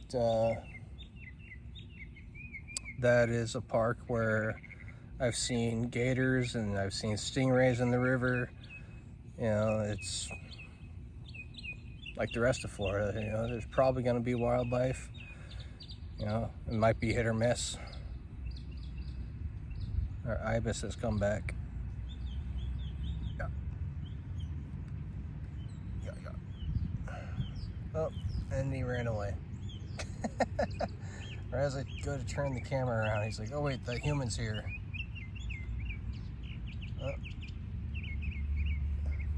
Oh, he's staying down just a little too low. Okay, because I can see him. I guess on the other side, with this setup the way it is now, as long as the wind isn't too bad, I can probably pick it up and keep it moving.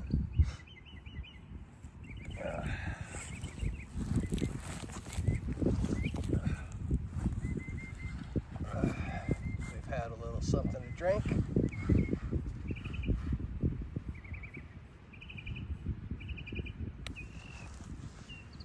Oh yeah. Yeah, that'll work. A little bit awkward, but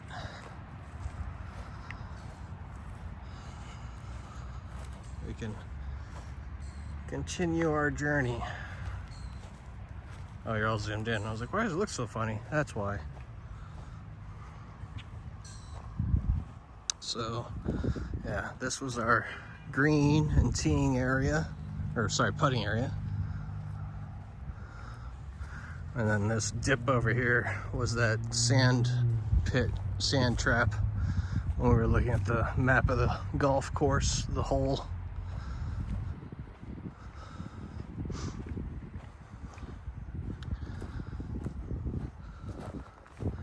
That's right. I think the main thing here is just sort of how unforgiving the Florida sun is, because the air feels fine, it's nice and cool, but especially sitting still in the sun, it just bakes you. And it's only going to get worse because we're still in springtime. So the angle of the sun is not as bad as it's gonna get, if that makes sense.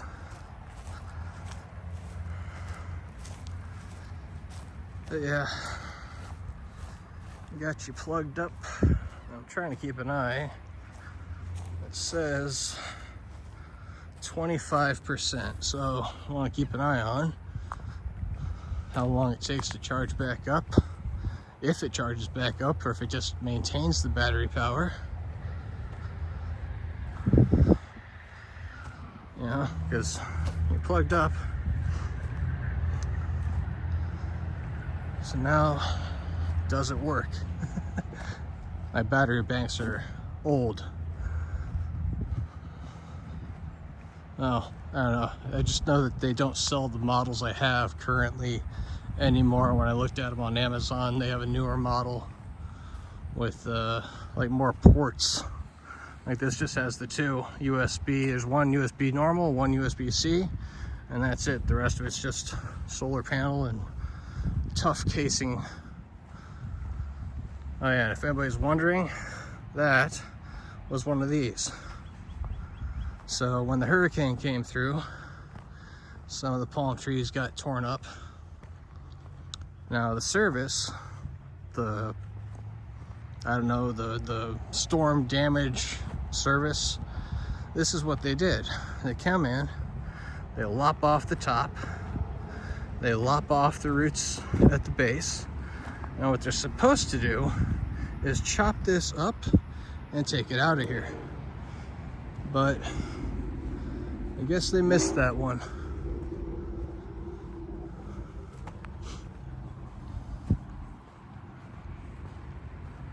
Oh, if anybody's wondering, since we had our surprise stream guests, there's a lot of different shoe patterns and shoe prints here, which basically proves that yes, people come out here walking, and those people that were talking to me are full of shit.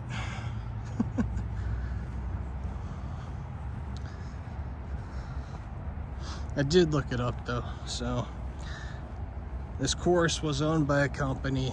The company was responsible for basically paying a landscaping service to come out and keep it maintained. And Sun City Center, the city, said, you're not maintaining it well enough. Because I guess they were only sending out the crew, I don't know, once every 3 months or something, I don't know. And basically everything was getting overgrown out here. So the city said, look, you got to maintain it, or we're going to fine you. And the company basically said, okay, we'll donate the land back to the city. So it is public property. It's not owned by anybody. There's no trespassing or whatever. Now here we have a palm tree that died, and they lopped the top off but left it. I'm wondering if the holes, if it's because of the birds living in it. Maybe something protected is living in the tree. It's the only thing I can think of for why they would leave it. You can see those nice holes. Oop. So I almost tripped looking up at that. So, woodpeckers. Yeah, there's another little tiny hole, another big hole in the backside.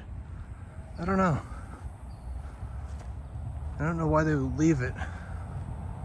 Another thing I can kind of think of would be that maybe it's woodpeckers, but I don't think the woodpeckers are protected. I don't know.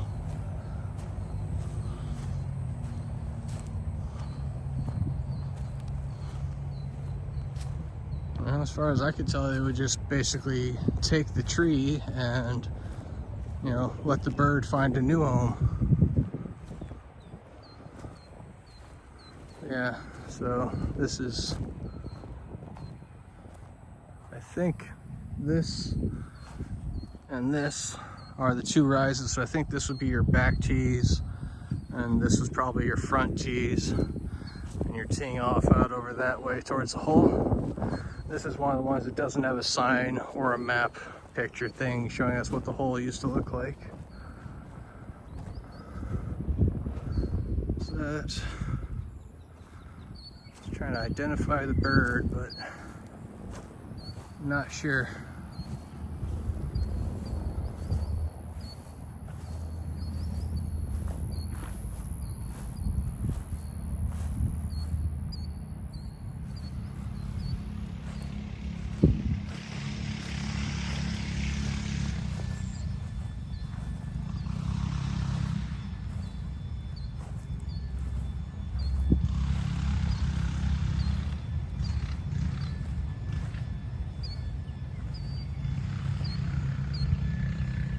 Just lily pads, little bait fish. I think this is one of the ponds where I've never seen much of anything besides turtles and fish.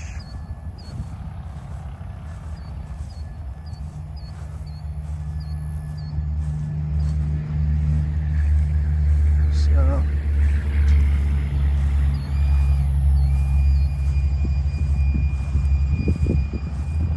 somebody's vacuuming or something back there. Traffic over here. But yeah, that's where I was really frustrated with the the third stream that I did, because I saw that I'd gone live in portrait view. I ended the stream and I came back live in landscape view, and on my end all I could see was that I was in landscape view. But when I got back and I watched the VOD afterwards, Twitch treated it. You see that? I'm not sure what we saw just go in the water.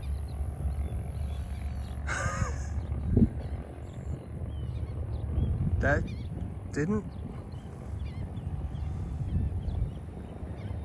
Come on, whatever you are, you're gonna come up and take a look to see me, aren't you?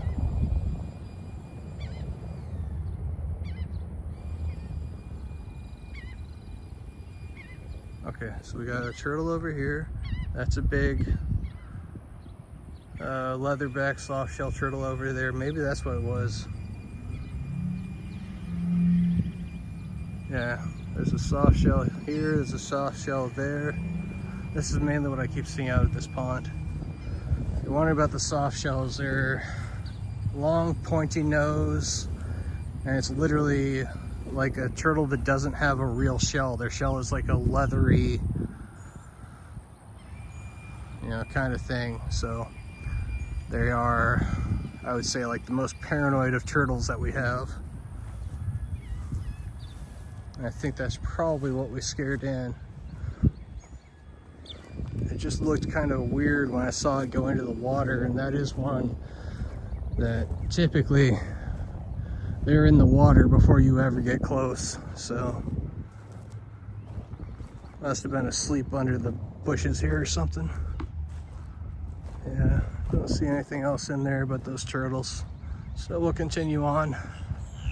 This was the hole I was kind of hopeful for. Last time we were here, there was a pair of Sandhill Cranes, and that's what I was going to get to about the VOD and the pictures from the third stream, essentially.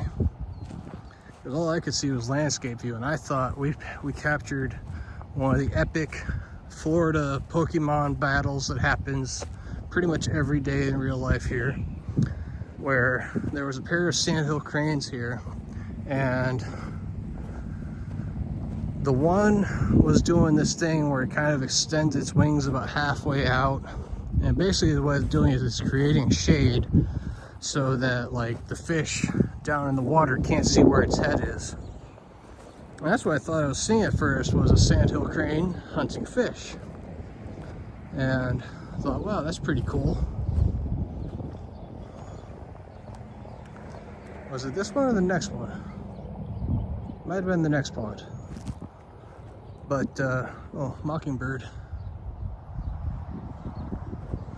But, yeah, it was kind of funny because this thing was doing its bobbing and weaving, and all of a sudden it like made its peck, and there was a huge splash. I was like, whoa, what the hell was that? That was not a fish. And sure enough, about 20 feet in front of the Sandhill Cranes out in the pond, up popped a little 3-foot gator. And it was basically the Sandhill Cranes showing the gator, you know, who's boss. We'll probably come across some. There's usually Sandhill Cranes around. And if the sound gets bad, just let me know. But for now, kind of stuck because I got you guys on the battery pack, hopefully charging up. I think it still says 25. Well, I don't know.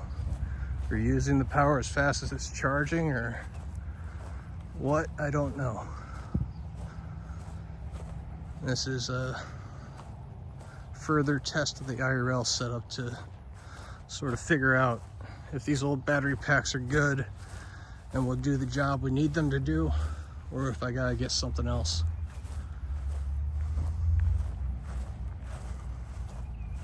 Yeah, so this is water hazard, I'd imagine, right? And there's your cart path. So teeing off area. All the holes are really short, so it's kind of hard to imagine how it went really, but thinking that, yeah.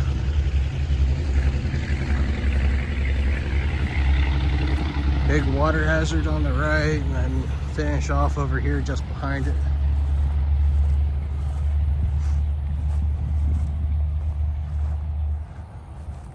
And for the lily pads, if anybody's wondering about lily pads are not a bad sign. They're actually a sign that your water is nice and healthy. Lily pads, algae, basically all kinds of different, pond plants. They're usually not a bad thing. The problem usually comes when the water is too still and the plants are allowed to take over the pond, because they will choke it out and they will kill it eventually if they're left unchecked. But a few, like this, it's pretty much just a sign of a healthy pond. And then you can see how sloped these banks are. So this hasn't been maintained. Maintained pond has a nice sharp bank to it.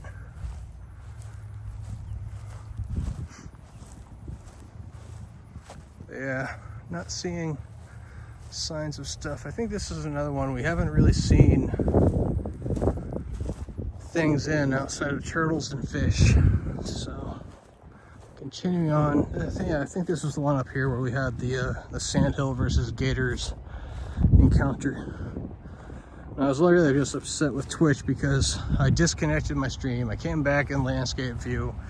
On my end, all I could see is, yeah, I'm in the right view. I'm doing the things the way I should be doing it. I got back and I watched the VOD. What Twitch did was it treated my disconnecting as a disconnect. It used that disconnect protection thing, and it brought me back, and it compressed my landscape view into the portrait view. So the video was worse than if I just did the stream with regular portrait view on. I was really annoyed with that because that was a really cool encounter. I wanted to make a clip out of that. But that's, you know, lesson learned. Either don't make the mistake of going live in portrait mode, or if I do, make sure I stay disconnected long enough that the disconnection protection doesn't bring us back the wrong way. So this is me learning the things, as well as trying to get myself fit, essentially, for doing it. So like I said, 2 years basically sitting, standing, not doing a whole lot of walking. So okay, so yeah, here we go. I don't know where the hell the tee was, but this was our putting green from the looks of things. Got a big dip over here, which I would imagine would be a sand trap on the right. Another dip over there, which could be a sand trap on that side. So I imagine that was teeing off basically where that big bulge of trees is on the right down there. I don't know. Not much of a golfer. I just thought it's a nice convenient thing that we have this abandoned golf course out here, which, if anyone's curious about Sun City Center, it's 55 plus to own one of the houses here. You cannot be under the age of 55 and own property in here. So essentially a retirement city. And the nice thing about it is it's quiet. People don't really come outside, especially during the heat of the day. Even though it's spring, it's not really hot yet. And now that Easter's passed, all the snowbirds who own houses here, they're gonna go back up north to wherever they live the rest of the year. I don't mean snowbirds in a derogatory way or anything like that. It's just what we call them. They're just coming down here to avoid the snow wherever they live. And yes, I'm referring to people, not birds. If anyone's confused, snowbirds are people who live in Canada or New York, Michigan, basically places that are up north that get snow. Oh, this was a golf course. Hey, 80th Baron, welcome in. How am I doing? Looks beautiful. Yeah, no, this is a abandoned golf course in my parents' neighborhood, and I like it because it's, I was saying, it's quiet. And because it's quiet, we have a pretty good chance of running into wildlife here, even though it's in the middle of a neighborhood. Yeah, the only thing coming out here to scare off the wildlife right now is me. But yeah, this was where we had the Sandhill Cranes, and they were standing basically where that white pipe is going into the water. And there was a little 3-foot gator in here. See ya. It's a red-winged bird, okay. Yeah, there was a little 3-foot gator in here that was, I guess, trying to sneak up on the Sandhill Cranes, and the Sandhill Cranes were having none of it. And I really wish that I hadn't have messed up on reconnecting my stream, because I really wanted to make a clip out of that. It was a really, like, nice scene of how Florida nature works. You know, where people tend to think that gators are what you have to be worried about, but not really.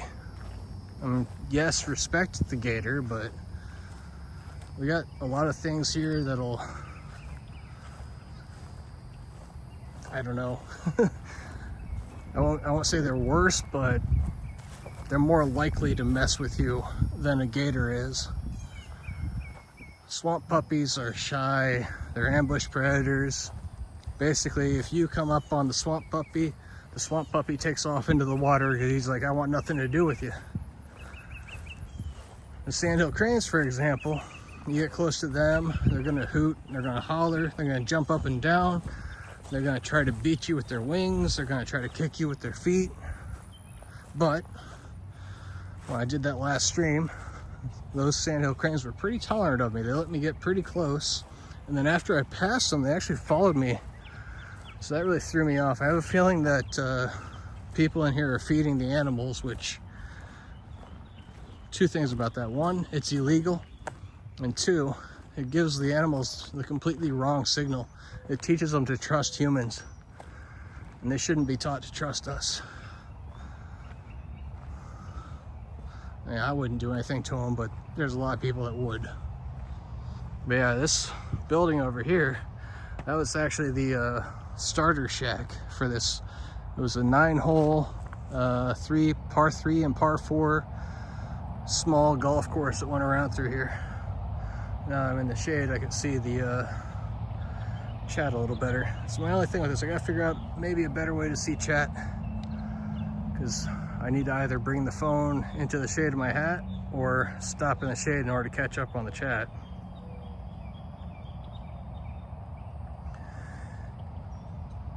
Call tourists there bathers. Okay. Don't think you've ever seen a gator in the wild. Well, I will post the VOD up.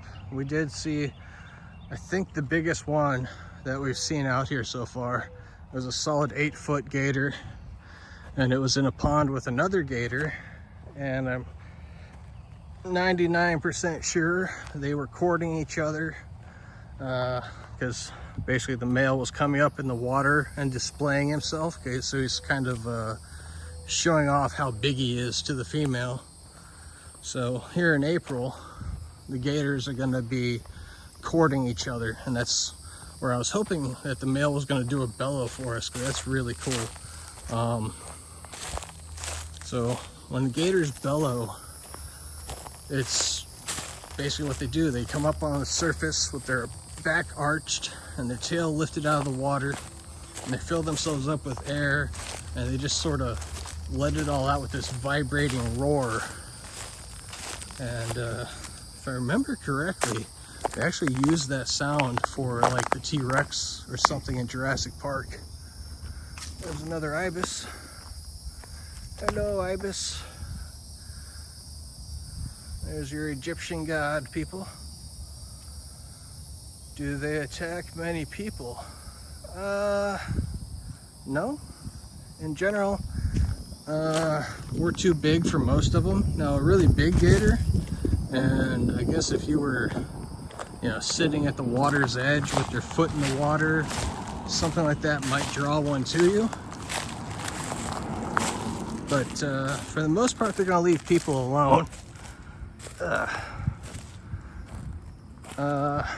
So yeah, this was the thing of, what was it called? Calusa Greens Golf Club. So this is the course. We just finished walking the end of it. We're gonna go over, this is where the start of it is. Check for traffic again. All right. So, yeah, the gators, I hesitate to say that. I mean, obviously they're not safe to be around, but they're really only gonna come for you if you're maybe fishing with bait, so they smell food in the water near you, or if you're just really not paying attention. If you're an aware person, you shouldn't ever have a problem with a gator, because essentially gators are just going to go do their gator life, and as long as you leave them alone, they'll leave you alone. So this is a good example of some of the hurricane damage. This tree is torn down or torn apart over here. So some of this, some of it was cleaned up by the crews that came through, and some of it was left behind. I guess since, it's not anybody's house or anything, they just were like, yeah, who cares, and left it there. But I think it's a big oak tree. It is a big oak tree. So oak trees in Florida are actually protected. I'm curious if somebody's supposed to do something about that. Yeah, that's kind of our leftover hurricane damage, that they leave these things out here. I see another sign. Let's see. Maybe this will explain or tell me more about this golf course. I'm imagining that looks a little lifted, like maybe that was a teeing off area. Or is it just the post? I don't see a sign on it.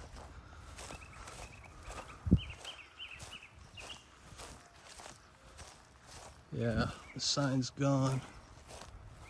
Here's the cart path going through underneath all the things that have basically fallen down and been left behind after the storm. And then this post had the picture of the hole and the distances on it. And then this was our teeing off area. And I don't know where it goes. A little bit curious.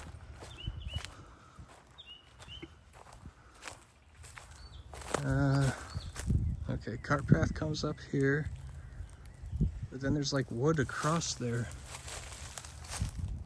Maybe it was just a dead end, because this looks like there's like a little creek or ravine down in behind there.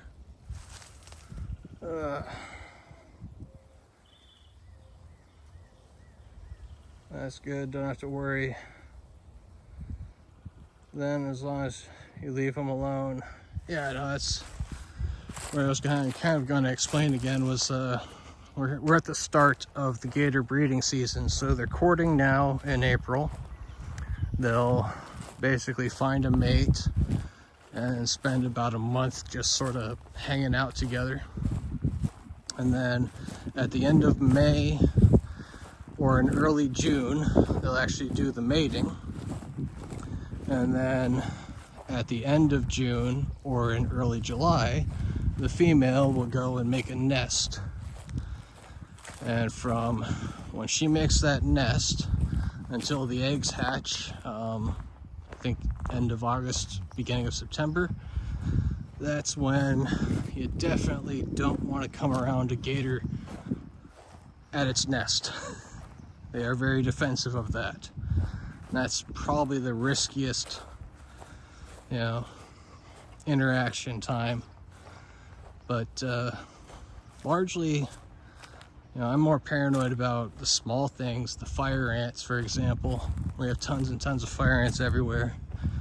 And if anyone doesn't know fire ants, I'll see if I find there's nests everywhere. I've actually walked past quite a few, but it's also, I'm guessing it's about midday. I don't know what time it is actually. I forgot to bring a watch or something, but that was a snowy egret we scared off. But essentially, basic rule of thumb for Florida, if there's a body of water, and I'm talking even if it's just a big puddle, there's probably a gator in it. Just treat every body of water like it's got a gator in it. Which means be careful. Maybe stay back from the edge a little bit because they can spring out. I really hope I gotta contact Gatorland and ask them about if they would allow IRL streaming from inside their park. So that would be something I'd really love to share with everybody. That's a park I went to for the first time when I was like 9 or 10 years old. It's in Orlando, and it's like, I don't know, half the cost of going to Disney or Universal. Parks like that. But I think it's way better.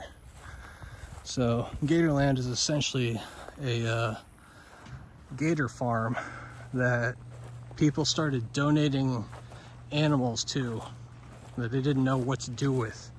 So somebody whose python outgrew the tank in their home, or the tortoises that they have. People had pet tortoises and could no longer care for them. So that was how it sort of started out, was people donating their animals to Gatorland.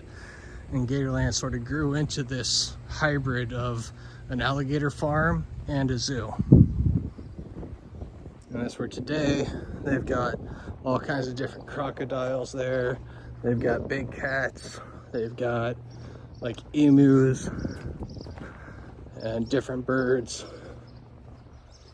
And I'd really love to be able to share that. I just don't know. I mean, I don't see why they would say no. It's basically giving them free publicity. Yeah, stop in the shade of this thing to see if the phone's actually charging back up at all, or if I'm wasting my time carrying this thing. Here's my old battery pack from when I was in the Army. So, solar powered. It's got a USB-C and a USB normal, whatever it's called. And, oh, we have a swamp puppy out in the middle of the pond. There we go. Now that, can't see my phone with the sun glare. I think it went down. Yeah, it went down. It's actually easier for me to see with my eyes than looking at the phone. It should come back up though. Oh, there's a soft shell. Go, soft shell, go.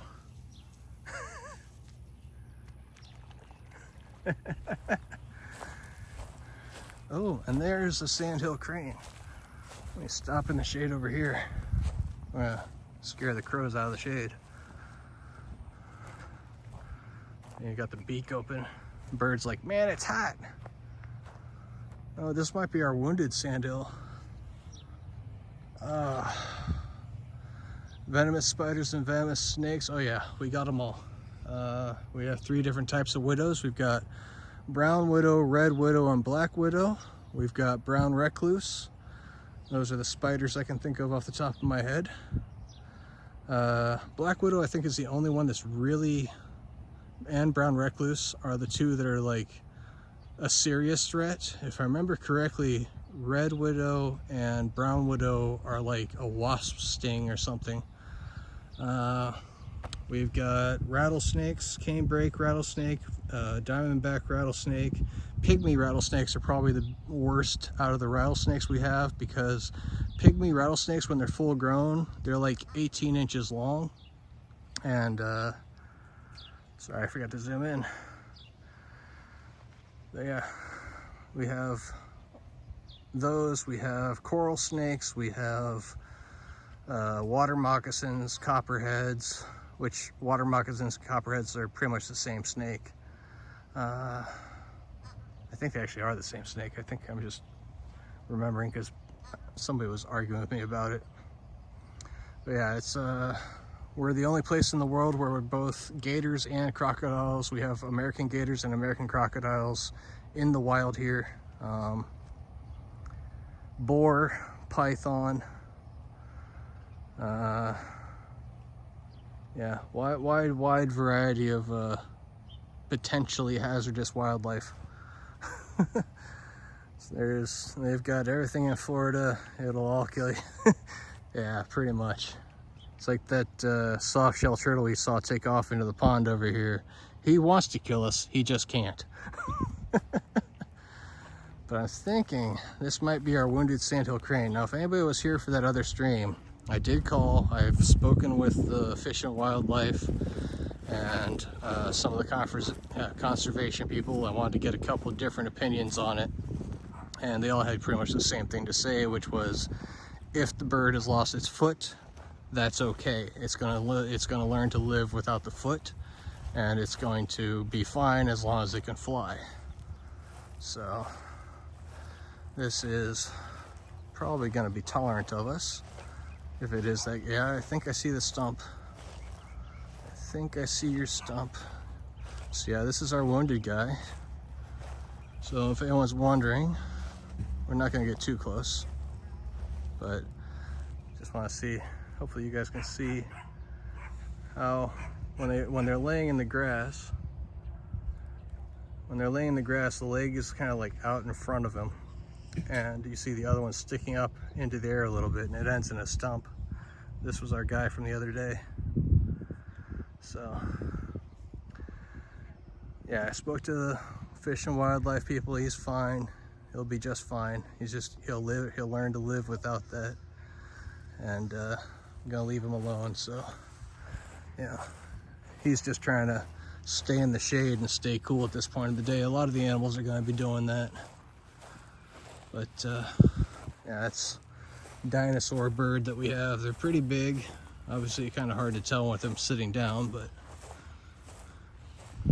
I wanted to see if our swamp puppy came back up. It was a small one, but I saw the eyes and the nostrils sticking out over here. It's usually what they do, is sit in the water with just their eyes and their nostrils sticking out. Except for if we find one that's actually doing some sunbathing. That's what I think that big one was starting to do when we started it out of the big pond over there. I will go back to there because I want to see if it came out of the water, or if we can just watch for a while and see if any of the mating behaviors are going to be exhibited for us. Yeah, I don't know where it went. Waiting to see a little set of eyes and nostrils pop back up, but it might pop up over in those reeds over there where I won't be able to see it. I mean, for that matter, sometimes they can pop up right in front of you and you'll never see them. But yeah, I'm not terribly worried about them. They're, like I said, as long as we don't go in messing with them, they're not going to come out and mess with us.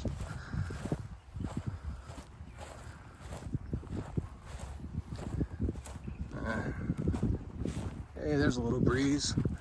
It's the other thing, I mean, it's not hot. The air is sort of decent feeling, but just having the sun baking on you just makes you feel hot, even though it's not really that hot yet. I gotta stop in the shade for a minute over here. Get another drink though. My mouth is getting dried out. Hopefully this isn't too bad. This is the first time I think the wind has been low enough I've gone without the microphone. So, for anybody, if the sound is ever too bad, let me know. I'll plug the microphone back up. But right now I've got you hopefully charging back up. It's another reason I want to stop in the shade so I can see if that number is changing at all. We're kind of cutting across, so this, I forget, is either hole 3. Yes, so this is hole 3. And then over there is where we first ran into that wounded Sandhill Crane. And that is hole 4. That goes up and down this way, and the cart path comes back up in between.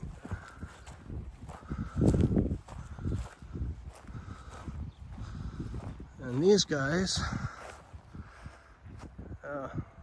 he flew off as soon as I tried to zoom on him. But those guys, and there's one more still over here, are snowy egrets. Pretty sure. So it's a little white egret, or I guess I should say medium size. Because I think there are both smaller and bigger ones. So let's see, phone still says 25%, so I don't know. This thing, whoop, I got you all zoomed in to see the bird. So yeah, this thing is saying green light, you know, it says it's charging, but either the stream is eating the power as fast as the battery thing is giving it to it, or maybe it's not charging. No, well, the power's not going down. So there's that. Try to catch up a little bit. I think I've missed some stuff. When I'm in the sun, I really can't see chat. That's something I've really got to try to fix. Don't think you go outside there, too much stuff can kill you. Yeah, I don't recommend it necessarily. I mean, a lot of places it's going to be safe. Cities, stuff like that typically are. Usually in places where there's people, they have gators over a certain size removed. You know, they kind of, it's one of those things where it depends on the people who live in the houses. They're going to call in, they're going to go, oh my God, I saw a gator. And you know, the Fish and Wildlife people will usually like do an assessment and they'll determine whether or not the gator needs to be moved. So, and that's where, like I was saying, bad pet owners, they leave their dogs or cats outside, and then the coyote, the gator, whatever, eats their poor little Fluffy, and they cry foul about it. And I'm going, you're an idiot. Take care of your dog and cat. Bring them inside at night. Don't leave them out overnight. What's wrong with you? You know, it's one of those things, like, I've seen people online that say that when we're in Florida and we keep telling people, you know, don't move here, and people online going, why do Floridians want to gatekeep Florida from us? And it's like, we're not gatekeeping it from you. We've been honest. We've told everybody the whole time. We've got hurricanes, hot weather, and a lot of things that want to kill you. And then when they move here, they're in shock. They're like, oh my God, the hurricanes are real. The hot weather is real. All the stuff trying to kill me is real. I'm like, yeah, we told you. So the other thing I can kind of think with those people is they're the type of people who are going to go to the beach and they're going to complain that there's too much sand or too much water. No one lied to you. We told you the truth and you still didn't believe us. So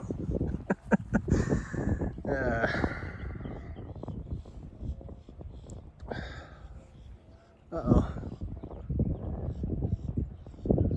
I gotta catch up on things. I saw a chat jump again.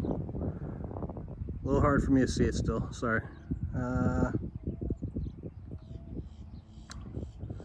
Be very careful, don't want to be bit by any of that stuff. Yeah, that's the thing, as a Floridian, I'm pretty well, like, I keep my head on a swivel. I'm trying to keep the camera on you guys, for you guys to see stuff. But my head is always on a swivel out here.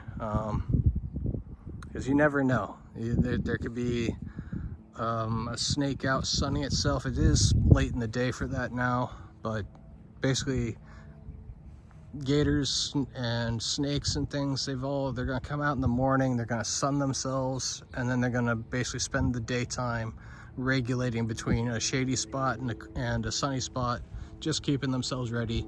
And they're usually mostly gonna be doing their business at night. So it's kind of the thing with Florida is, yeah, the birds, some of the stuff is out, but middle of the day, most of the animals are gonna be tucking into the shade of trees, so that's pretty hazardous possibility right there, you know, versus I'm standing in the shade of palm trees. Now this is basically a Floridian kind of thing where there's nothing growing up around this, there's no underbrush to hide stuff here, so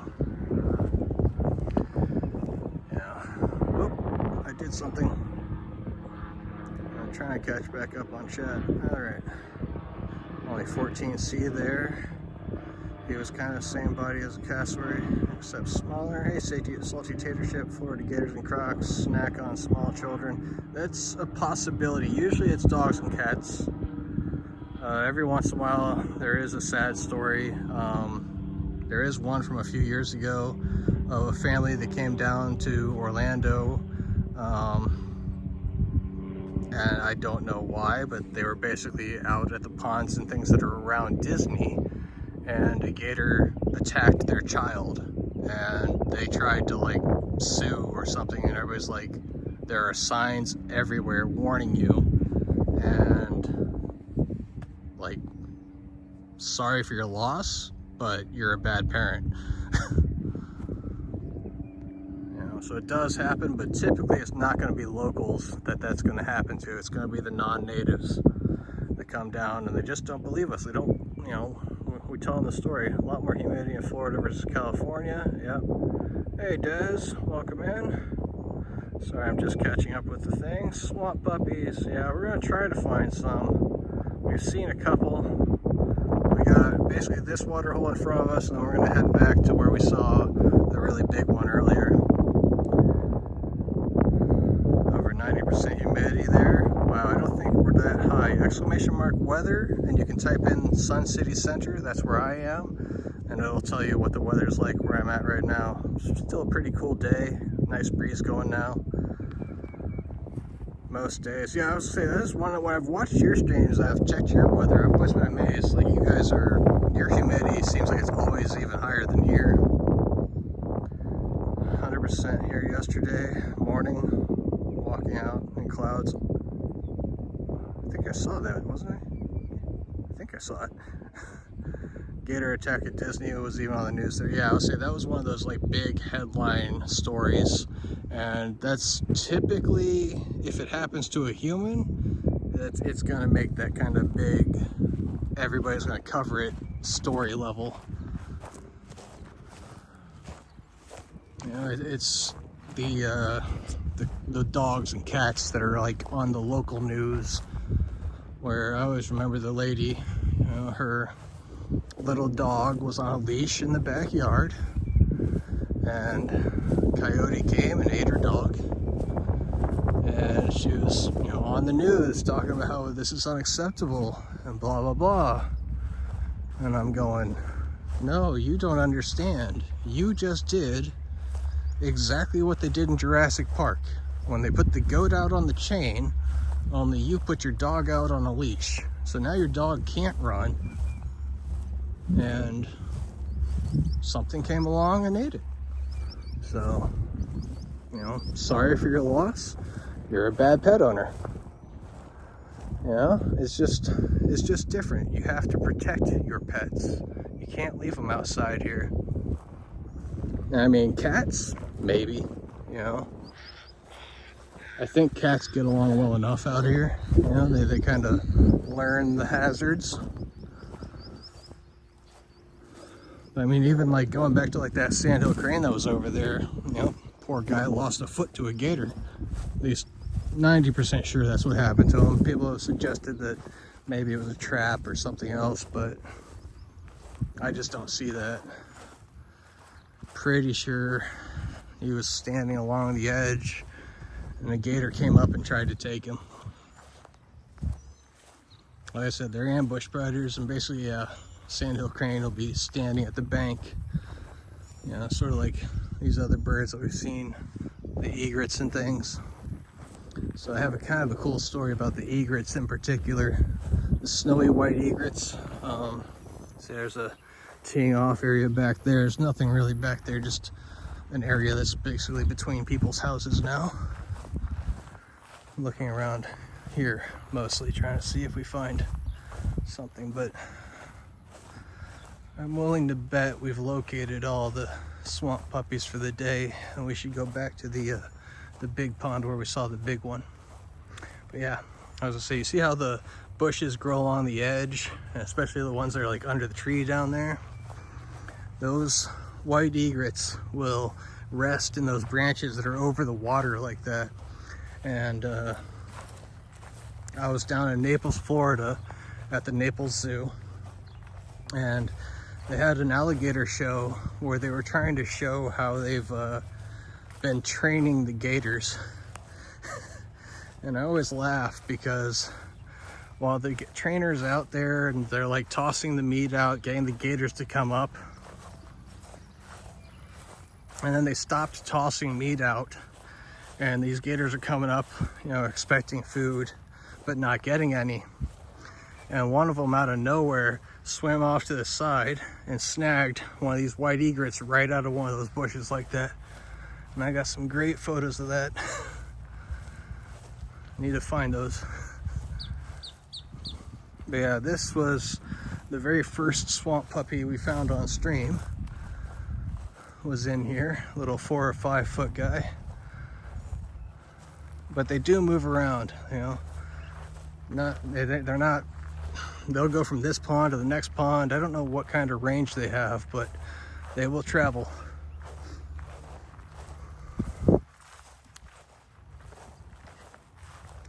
So that's like, what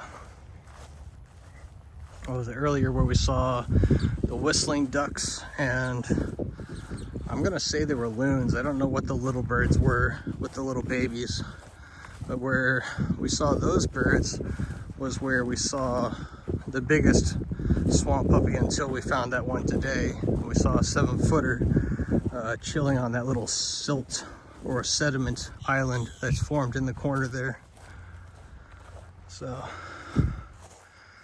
try to check. Power still says 25%. All right, so maybe I need to buy new battery packs, or maybe I need to try the other one.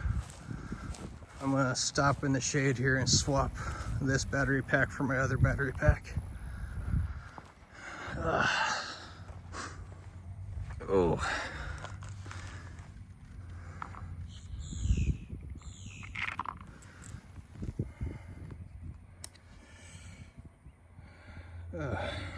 Hello everybody.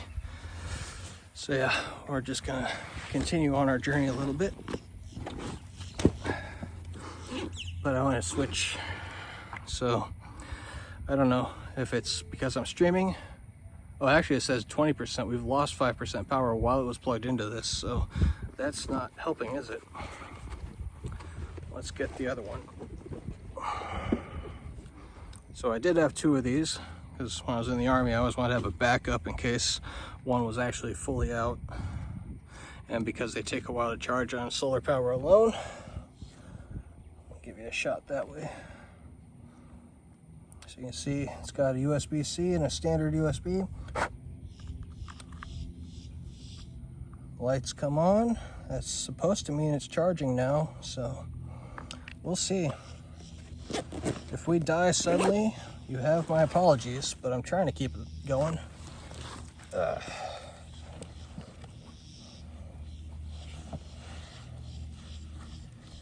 But I might need to buy replacements. I'm not sure. I might need replacements. Oh yeah. But yeah, let me spin you around. There we go. Let me catch up on what I've missed. So yeah, out in the sun it's definitely much harder to see it. Getting wind in the mic. Well, unfortunately at this point with the power being so low, I don't want to put the microphone in, because I guess there's a question. Are there like maybe something to Google or look for on Amazon? I'm looking for what I was saying about was, is there like a, what is that, USB-C extender, basically the thing that would give me more USB-C ports so that I could plug the microphone in and the battery pack here. So I don't know, this is the only thing I've got right now, because my phone only has one port on it. The gimbal only has one port on it.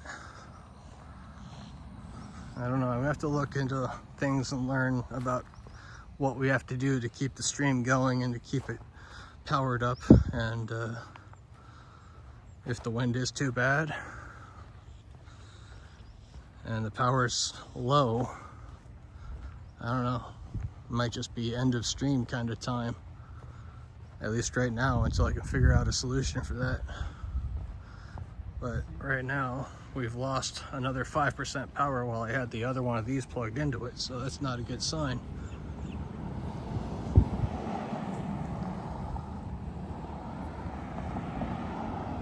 Yeah, so here's the fun part. Checking for the traffic, and we're good. Okay. So I'm gonna try, when I go try to basically finish up back where the big swamp puppy was. Because if it's on the bank, fantastic. If it's out in the water, we should still be able to see it. So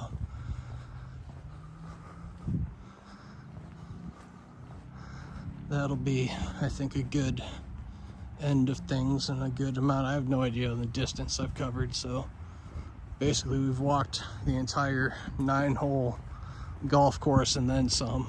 I gotta look at like Google. I did order a watch thingy that's supposed to help me out with like fitness tracking, that kind of thing.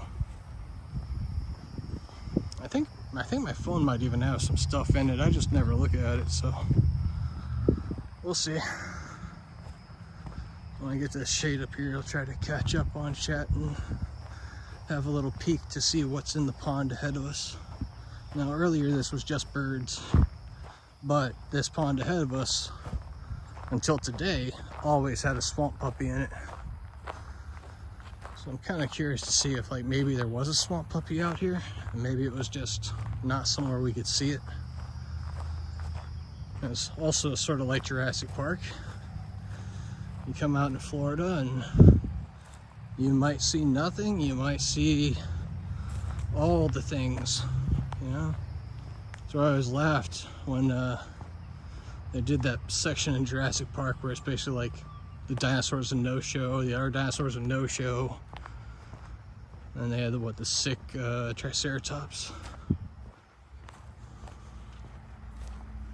I was like, yeah, it reminds me pretty much of doing this kind of stuff out here in Florida. Whether it's here or actually out in the wilderness, you know, it's very hit or miss on if we get to actually see the animals. You know, they're not trained, they're not on a schedule. See the whistling ducks chilling out in the shade there. Yeah, so this little island is basically where all the sediment has collected down here at this end of the pond. And it's been a very promising spot to find the swamp puppies, but today, no luck.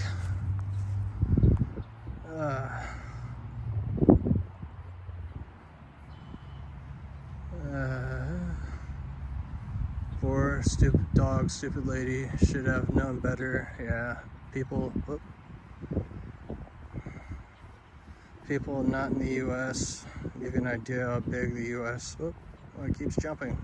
I think people are talking.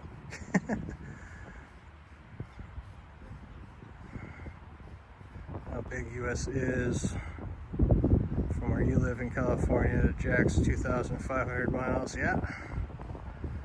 You know, someone in Mass, and he doesn't let his cat outdoors because of the coyotes. Yeah, coyotes are all over the US. They're pretty much a hazard anywhere. Same thing in parts of California, especially the areas close to the mountains. They'll have cats and coyotes. Smart cats seem to stay alive. Yeah. Yes, on Amazon for $120. Oh, the better the USB-C thing I was asking about. That sounds good. I'll look at it when I get home. It's fine now. We can hear you clearly. Yeah, I can feel the wind's picked up here where I am now, so I don't know which end of the phone essentially to protect from it, but we'll walk off into the back there and hopefully the wind will be blocked up again. 87, 8 km/h, 5 mile an hour wind. It's picking up right now. Humidity 50%. So the humidity's actually been dropping the whole time we've been out here. It was 70 something percent. If you're gonna get a mic, recommend Highland Lark 2. Oh, well, I have them, but I just can't connect them while I have the phone plugged in for power. So I actually had it plugged up earlier, and then everybody came in saying they couldn't hear me, and I unplugged it and reset the microphone settings on the app. Hello, plane. That's really unusual. Propeller plane.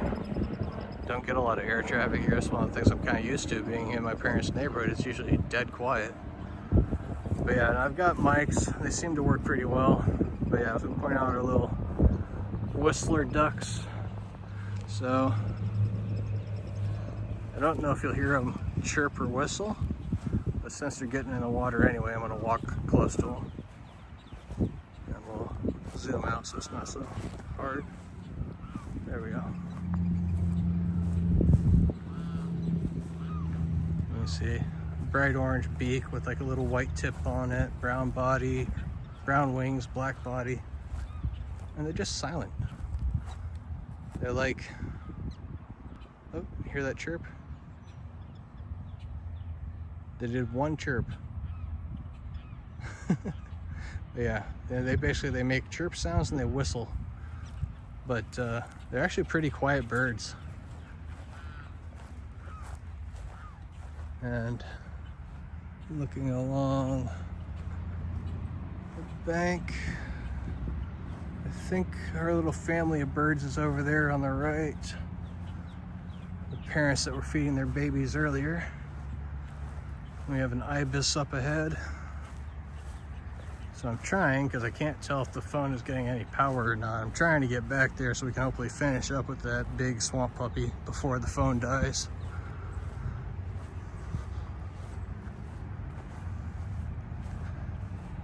I was going to stop for a minute, but double checking the wire. Yep, okay. Cables feels like it's good and secure. What worries me is I don't see any change in the percentage of the battery power. So I don't know if these things just aren't providing enough charge, if it's just not charging. I'm gonna have to look into that when I'm at home, because I'm pretty sure that it works. I don't know if it matters like what cable I grab. The USB cable I grabbed is actually the one for charging the gimbal, so I thought it would work.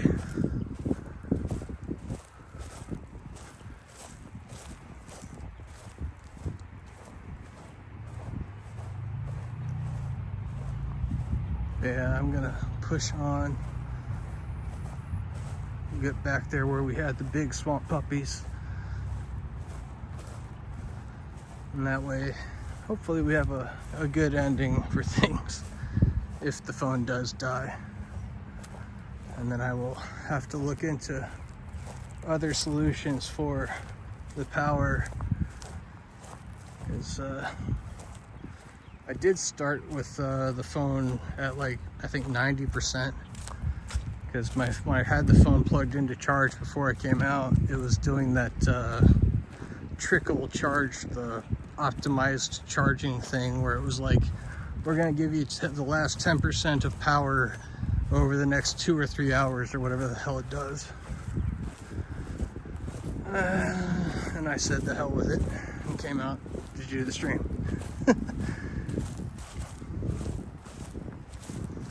So yeah, you can see how the wind's picked up. There's the little waves are a little bit stronger now. It's funny because it doesn't feel very different. It's a little breeze. Oh, we got more, looks like adolescent ibis. Oh, those have straight bills, don't they?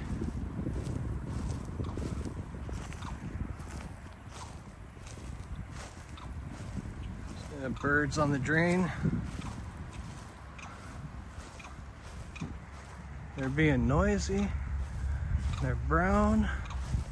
I thought they had a hooked bill. I thought they were adolescent ibis. Is it hooked? I can't tell. Is it hooked or is it straight? I don't know, but they're going crazy, going, hear them. But yeah, and if anyone's wondering, yeah, that is a drain. So what the water level comes up, it just drops in. That's your drain point for that pond. There's another one in the far corner of this pond. This is our one that's full of tilapia down here. Try to zoom in a little bit. Maybe you see them. I don't see any along this edge. I saw one swim off.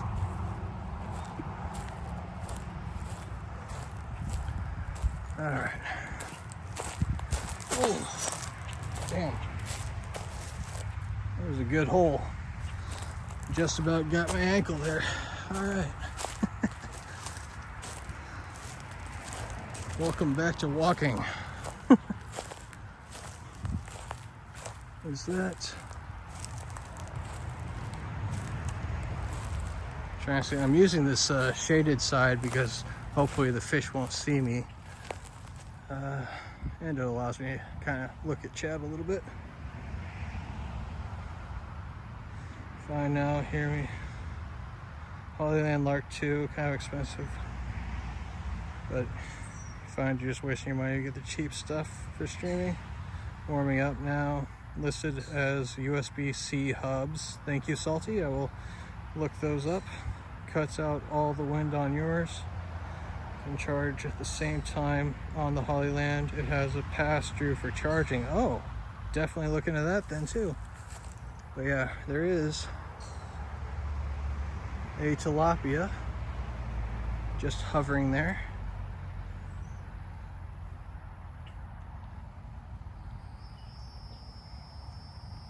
So you see the pipe going across and the fish is right there in front of it. You actually see that fairly decently on the phone. I kept thinking it was worse. But the wind, the ripples are making it really hard to see. That's basically the difference between our first time of walking through here and now. Was this water was pretty much like glass. Oh, I don't know if you can see the light colored. That's probably a soft shell turtle out there towards the middle.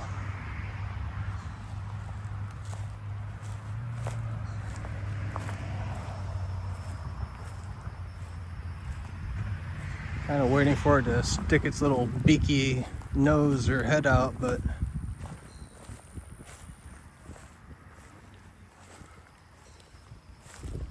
oh, if anyone's wondering about the fire ants, there's an example. Big, huge, sandy area, slightly raised. I don't want to use my shoe for this. Oh, there we go. There they come.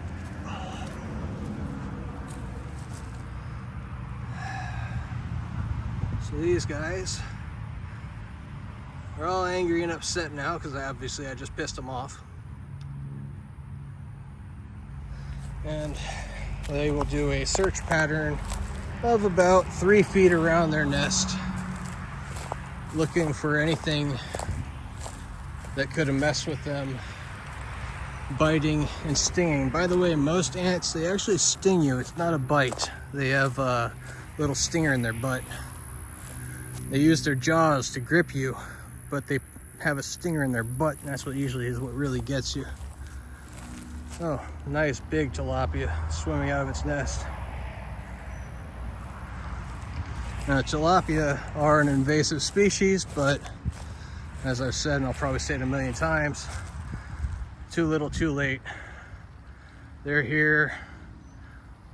There's a big, pretty one right there in that nest. Blue face, red tail. If we were allowed to do fishing here, I'd go grab my fishing pole. But I'm pretty sure this pond is a no fishing pond. And oh,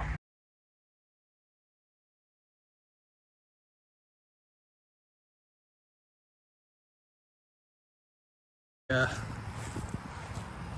and that's where I get fascinated with things like that when I see them, and I'm like, what the hell are you trying to do? And it is going to be a little noisier with the road back here, but this is where we saw the biggest swamp puppy. We got another tilapia down in there.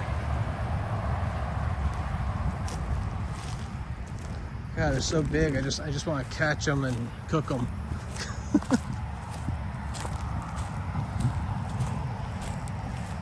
Now, if I'm back here, nobody can see me. I could probably get away with it.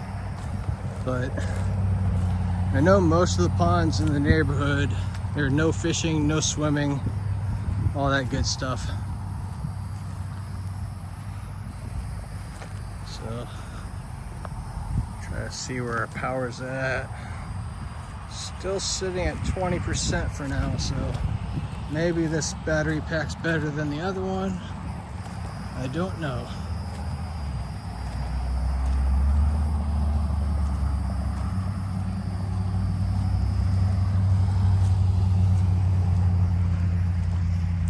I'm gonna go a little bit quieter now. I know we've got the traffic kind of giving us cover over there, but up here, this is where we saw our big swamp puppy, and I'm hoping we can kind of sneak up on him.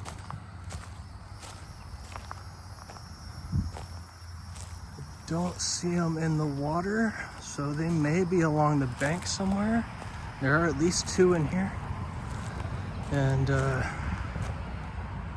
yeah, we're gonna go take a look for them.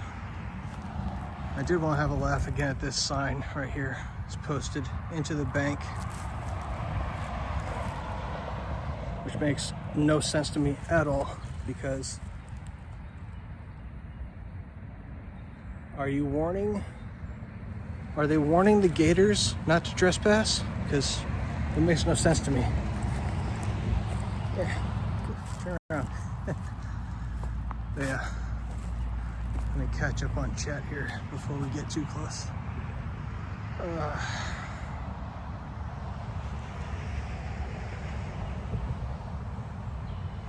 Hey, major skills, headed to a car show, gonna stream it, sounds fun. Fire ants are nasty, looks good, thank you. Need a proper fishing stream, yeah. Bass tournaments on Rumble are pretty cool. Yeah, no, hate to say it, but we're a little spoiled here in Florida. Tend to go after saltwater things here. Because once you've gone saltwater fishing, freshwater can still be fun, but it just isn't the same. It's essentially sort of like, I guess, the thrill of being a Floridian and having all this wildlife that could possibly hurt us.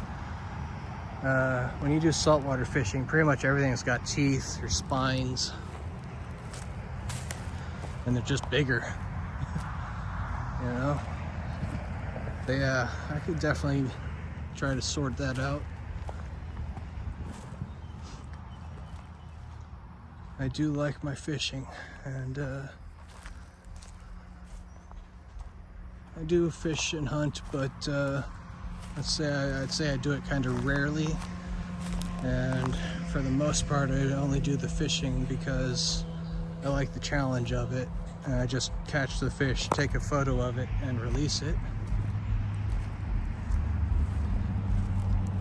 Very rarely I will, you know, take a fish, but if I do, I'm gonna eat it. Oh, that sound system sounds amazing. Not. I always wonder if people who get the speakers and things. So this is essentially another big area, by the way, where you don't want to linger because stepping on the anthills will probably bring out an attack.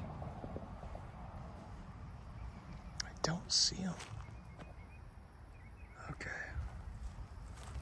Well, problem, this is the perfect habitat for them. They got all the bobtails and things to hide in. The reeds along the shore that'll hide them until we're like right on top of them.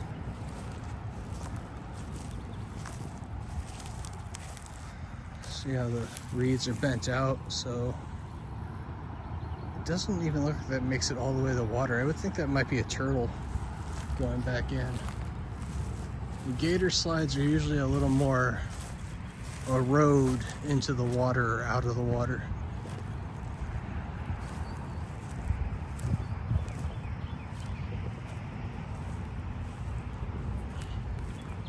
And there is nothing to say that it, you know, isn't over here or something instead, but typically they're going to stay near the water. But behind the camera, I am looking everywhere, trying to see where they might be, because we had a nice big one. And we didn't really get to see the second one. The second one looked almost as big. Dang. Dang it, Ricky Bobby. I'm also looking at like how some of the things are pushed down. So it might just be, you know, just a little bit out there.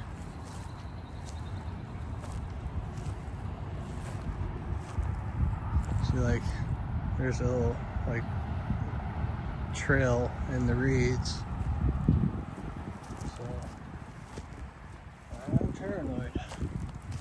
Because this one was no joke. This was an 8-footer, and I think the other one was maybe about 7. But these are the really pretty blooms. I don't really know. Hyacinth, maybe? I think that's the only thing I can think of that looks like that. But I just like it because, you know, we had comments earlier about like how it's pretty because it's green and stuff like that. I guess, you know, for me, I get spoiled with green, so to me, seeing and red and yellow and orange blooms, but a purple bloom, don't see that too often. So that really stands out to me.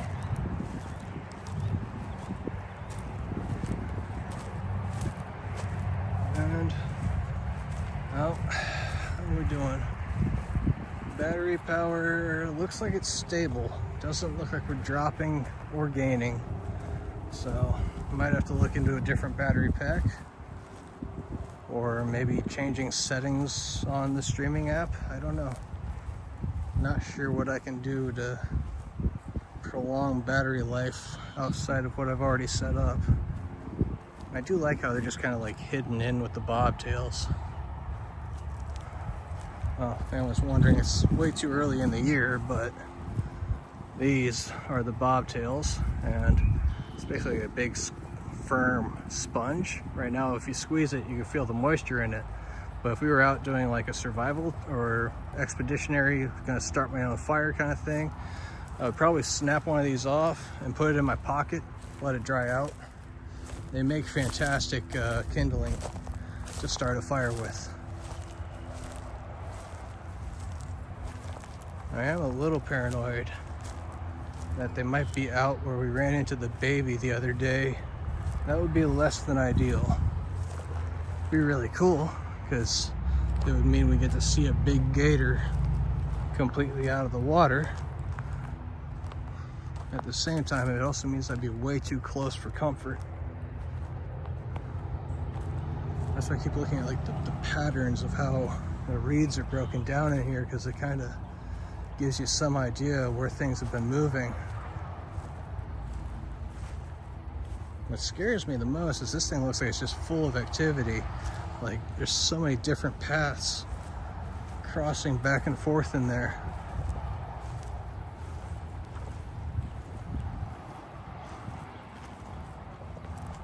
So if anyone's wondering, yeah, there is probably, I don't know how deep, but there's water like right up here, you know.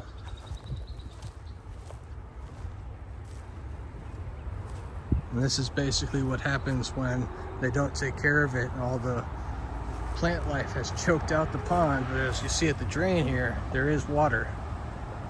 So that's where we cannot even try. And it would be an absolute nightmare if we did. We went out there. That's where, yeah, we probably would get ourselves eaten.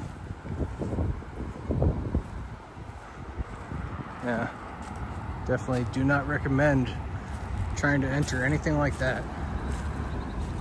Now, there's an area. This is a human pathway, but sometimes they'll be like laying out there because the sun, or because the path is a convenient way to get through. I don't see anything. They may just be chilling in the reeds though. I'm happy we saw them earlier. It was really cool getting to see them. Definitely gonna try to make some clips out of it. I was just kind of hoping we could end on them, because that was really cool getting to see a couple gators, getting to see them doing the courting behavior.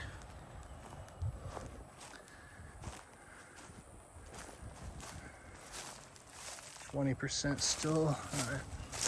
Keep looking at that battery number, hoping to see a change. Might just need to replace these. These are, I don't know, 3-4 years old. Can't remember. I got them like 2020, 2021. So I don't know. They just go bad over time or something.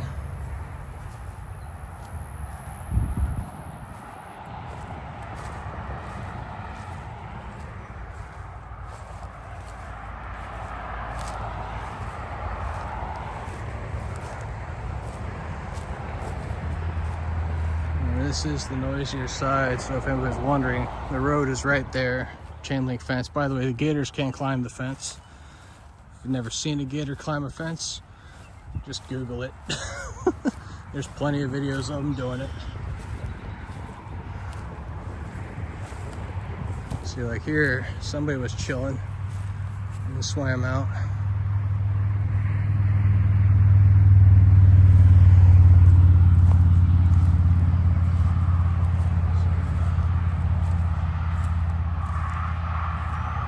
Just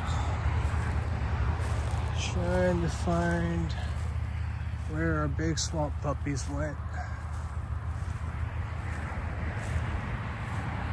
And my best guess is they're chilling back in the reeds.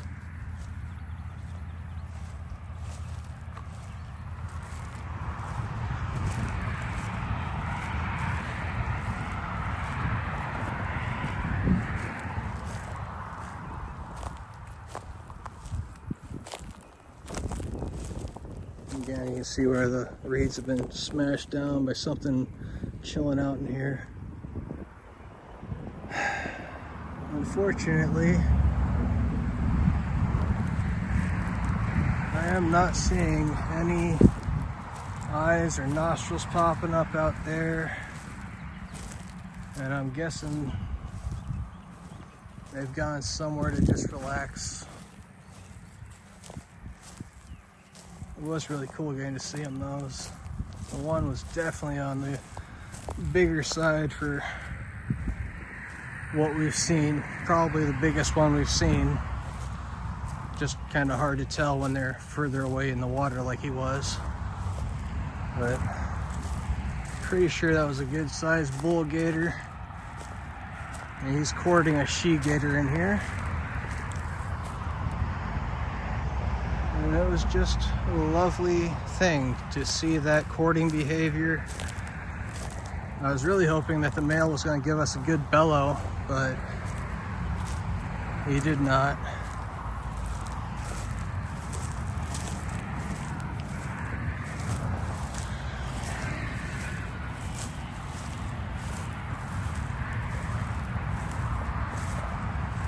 So, yeah.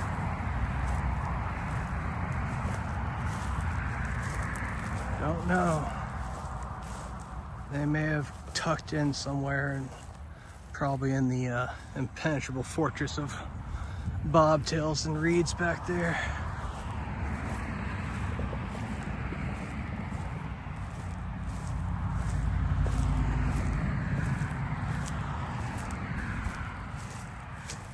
Yeah, there's from this side the sign kind of makes sense, you know, but at the same time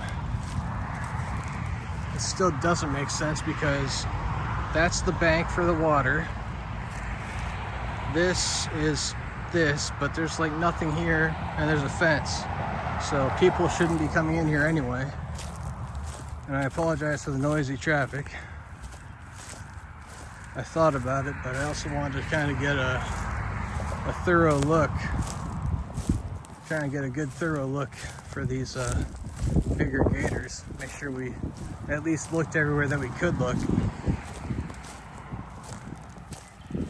I'll walk away from the traffic here in a bit.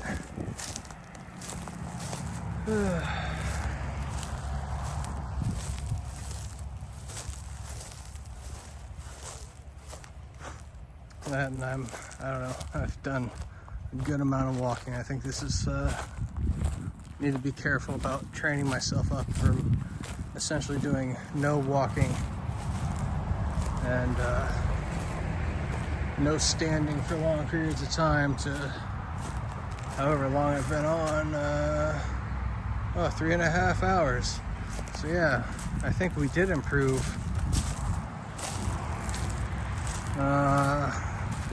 3.5 hours, that means I've gone, it's what, noon my time? I started like 9 or so. Huh. For some reason I thought I've only done like the 2 hours that I've done in the past, but that was because of the limitations of the phone and the settings I had on it. We got a little over 2 hours and the phone was done previously I changed some of the settings, so I was hoping it would use a little bit less power but still provide a good stream.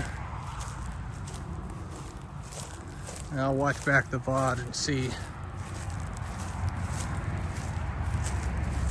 know, this is combination trips for me where kind of training my body back up to doing what I used to do, and then also including you guys and learning how to do this IRL side of it, because I love being out here. There's another big tilapia swimming out of its nest. I don't know, tilapia is kind of one of those things of love them and hate them, you know, because it's an invasive fish. It doesn't belong in Florida, but they are kind of pretty, and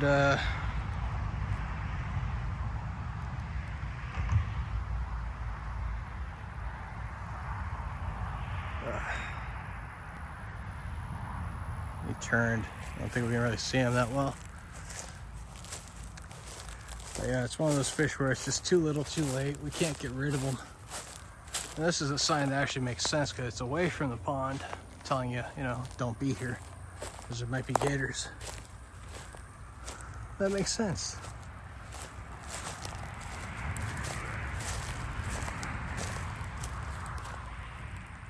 Sorry. It's another big tilapia.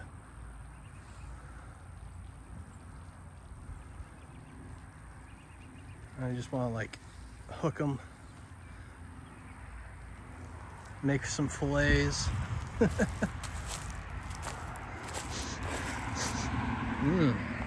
That smells good. Somebody's got some skunk, or maybe it is a skunk.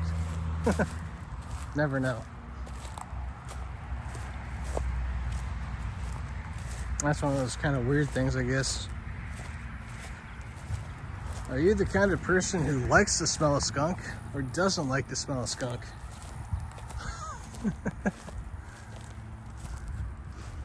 Yeah. Catch up on anything I missed while I'm in the shade here for a bit. Hey, Pete. Ask what part of Florida this is. Yeah, I'm in Sun City Center. I see Nacho Mod kind of answered you, but didn't. I have to fix that. Mosquito City. Yikes. Trout and bass big enough. Yeah, and I gotta...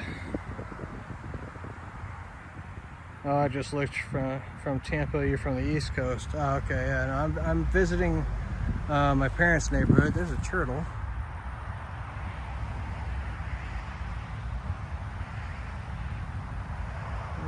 I've lost it in my zooming.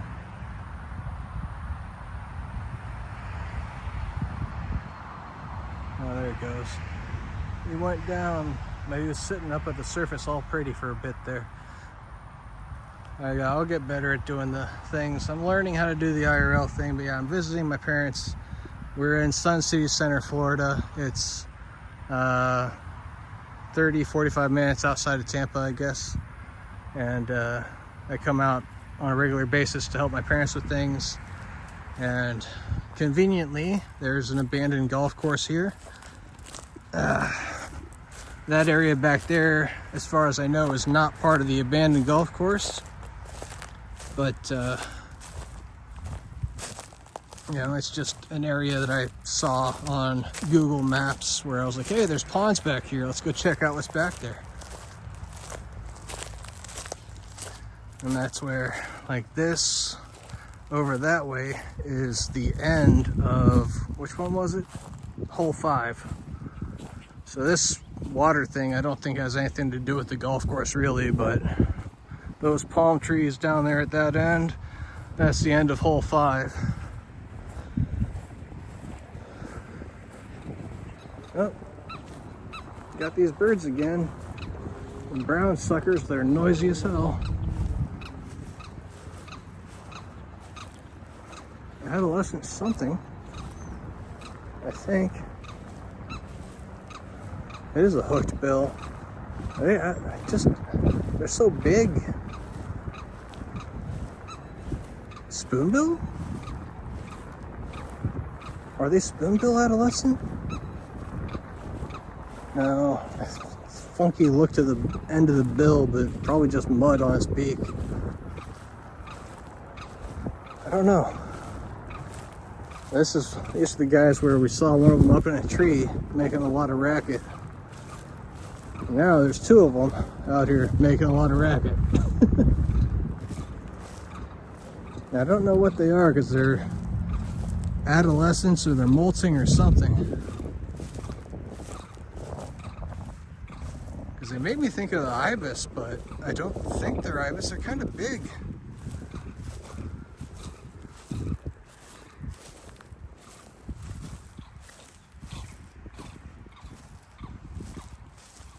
Yep, they're flying off back to where their nest was. I don't know. Very curious what those birds are, but I'll have to see if I can Google it and find a image of, I guess, molting or adolescence, because don't recognize them in that brown. And I'm pretty sure that's, you know, they're not supposed to be brown, put it that way.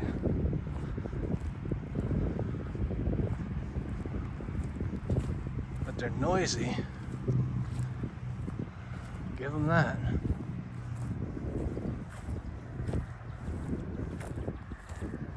Yeah, we've just been checking all the water holes around for swamp puppies and things. We did see a few, but that's alright. I think the main show is basically going to be that we lucked out at the start of the stream with the big bull gator back there and his female, and he was putting on a display for her, you know, raising himself up in the water, showing off for her. And apologize if it's windy, but again, with the power plugged in, can't really do much about the wind, at least not right now. Looks like we're still stable at 20% power, so alright. Gonna have to look into power solutions and USB-C hub as an option for being able to both recharge the phone, have the microphone plugged in to prevent the wind interference. So the very first stream I did, I don't know, like 7 minutes of it with no microphone, and then I just plugged the microphone in because I knew it was windy. Today hasn't been very windy, but I am aware that basically when I walk and I can feel a breeze, that's probably noisy for you guys. There's our whistler ducks once again in the shade chilling out. Love these guys. Complete opposites to the bird that we just saw. Just quiet. They might chirp or they might whistle. And there's our ibis. See, like that guy's, he's smaller than those brown guys were. So maybe they're adolescent spoonbills. I don't know. I don't know what an adolescent spoonbill looks like. Everybody doesn't know I'm talking about roseated spoonbill. It's one of the, kind of like a flamingo, but it's got a spoonbill, literally. The bill is shaped like a spoon. Bye bye, whistler ducks.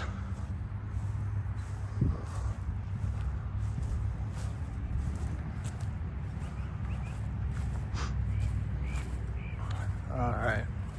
I didn't even realize, which is both good and bad, that I have gone over 3.5 hours. That's beautiful. So we did, I would assume from the settings I've changed in the app, we've made the battery last longer, which is good. Downside, these don't seem like they're fixing anything.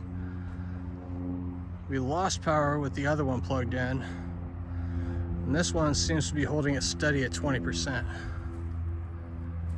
So, not ideal, because we want the power to go back up when it's plugged in. But we'll sort it out. Hopefully. But I'm gonna say, for me, we're gonna be saying goodbye, and I probably need to make Greasy. He seems to be fairly consistent in here, and maybe some other people, if they're interested, give you guys some mod powers, because when I'm doing this IRL thing, I can't see Twitch. All I can see is like my streaming app. So I really like, you know, say if Baron were live right now, for example, I can't send a raid to Baron through this. I've got to figure that out. That's going to be another part of the learning and getting all this stuff set up and running. But I'd say we did pretty well.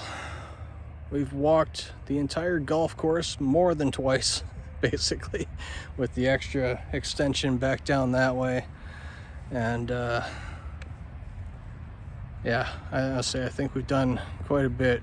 We hit over 3.5 hours. I'm happy with it. Yeah, I gotta make some people some mods, I guess, so I can, because I did set up, I didn't see if it worked, but there should be automatic shout outs when I get raids. That's something that shouldn't be a problem.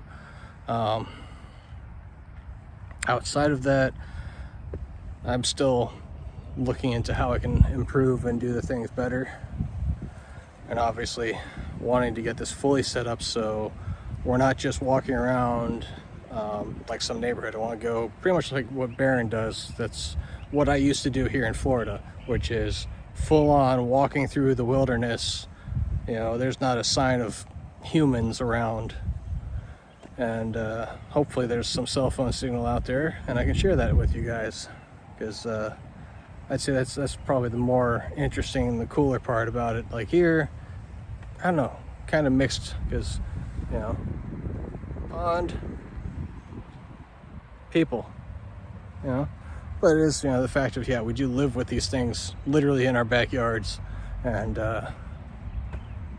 it's just part of life here. So I'm happy to share that as well while I get better. And I wanted to show, this is the other fantastic thing. When I've been doing these streams, I'm wearing shoes again. So if anyone is wondering about that, after my spine surgery, I had complications where I had toe pain, and I was not able to wear closed-toed shoes basically until I got the nerves taken out of my toes. And all right, what are we looking at? Hate the smell of skunks. Used to work animal control many years ago. I had to deal with them a few times a month. Should look into getting polarized lenses for your phone for looking into the water. Yeah, I was looking into that actually. Oh, thank you, Greasy, pointing that out. Trying to figure out the best one to get. Recommendations, question mark. Yeah, because there's ones that, I mean, when I searched on Amazon, there were like 100 different polarized lenses with like slightly different colorations. Ones that you rotate and things, ones that are actually like a miniature lens where you could like have a macro or a little bit of a zoom on it. And I was like, wow, you know, I had no idea. So I'm gonna keep looking into those. Probably has a good one. Need to rotate it to fine tune looking into the water. I need to rotate like he's manually focusing a camera. I have a link that shows the effect. Yeah, I've seen the videos on some of the products on Amazon. I'm gonna keep looking into it. Oh, hi.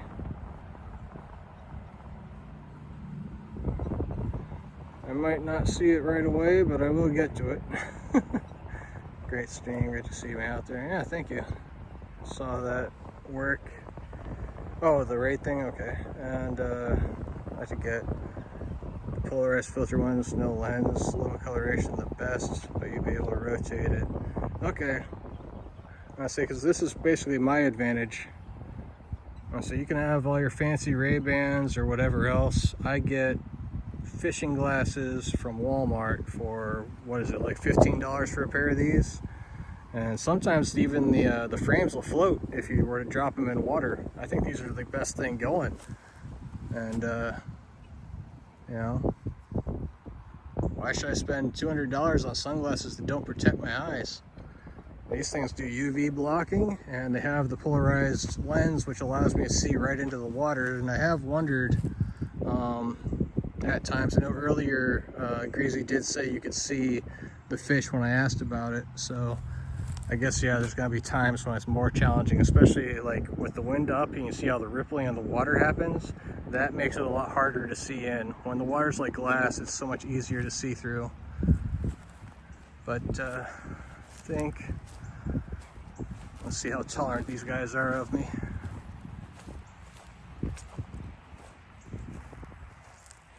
And we're gonna try selfie with birds. So you guys can see the whistling ducks and the ibis there. I mean, that's just it. This is, you know, for me and earlier with the swamp puppies. Yeah, I mean, is it nerve-wracking? No, but you have to have that respect. You know the animal's there, you know what it's capable of, and that's basically what Florida is. Everything here, you know, it's dangerous, it's risky, but if you don't get out there and enjoy it, what's the point? So that's my thinking on it, and I want to share that with everybody as the best I can. This is a little different because we're in a neighborhood, essentially, you know, people living over here, the gators over there, which that's Florida life. And that's what I was trying to explain. These go this way so you can see the houses. Every back porch has a fenced in area. Now that one's got a pool, and that one's just like a screened in porch. That's what we call lanais here in Florida. So you have a back porch and you want to enjoy it, you have to have a lanai, which is basically just mosquito netting, to keep everything that lives out here from joining you on your porch. So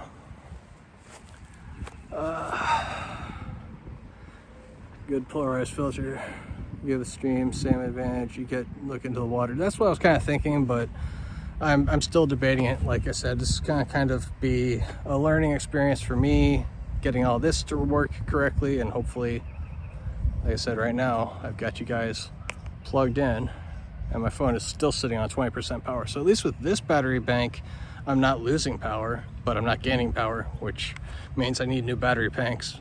And then, you know, polarized lens, USB-C hub, you see it start to snowball. And for me, I'm gonna have to keep an eye on, you know, I wanna do it, I enjoy doing it, but you gotta see, you know, how lopsided this is, because I know how lopsided Tanks has been for me.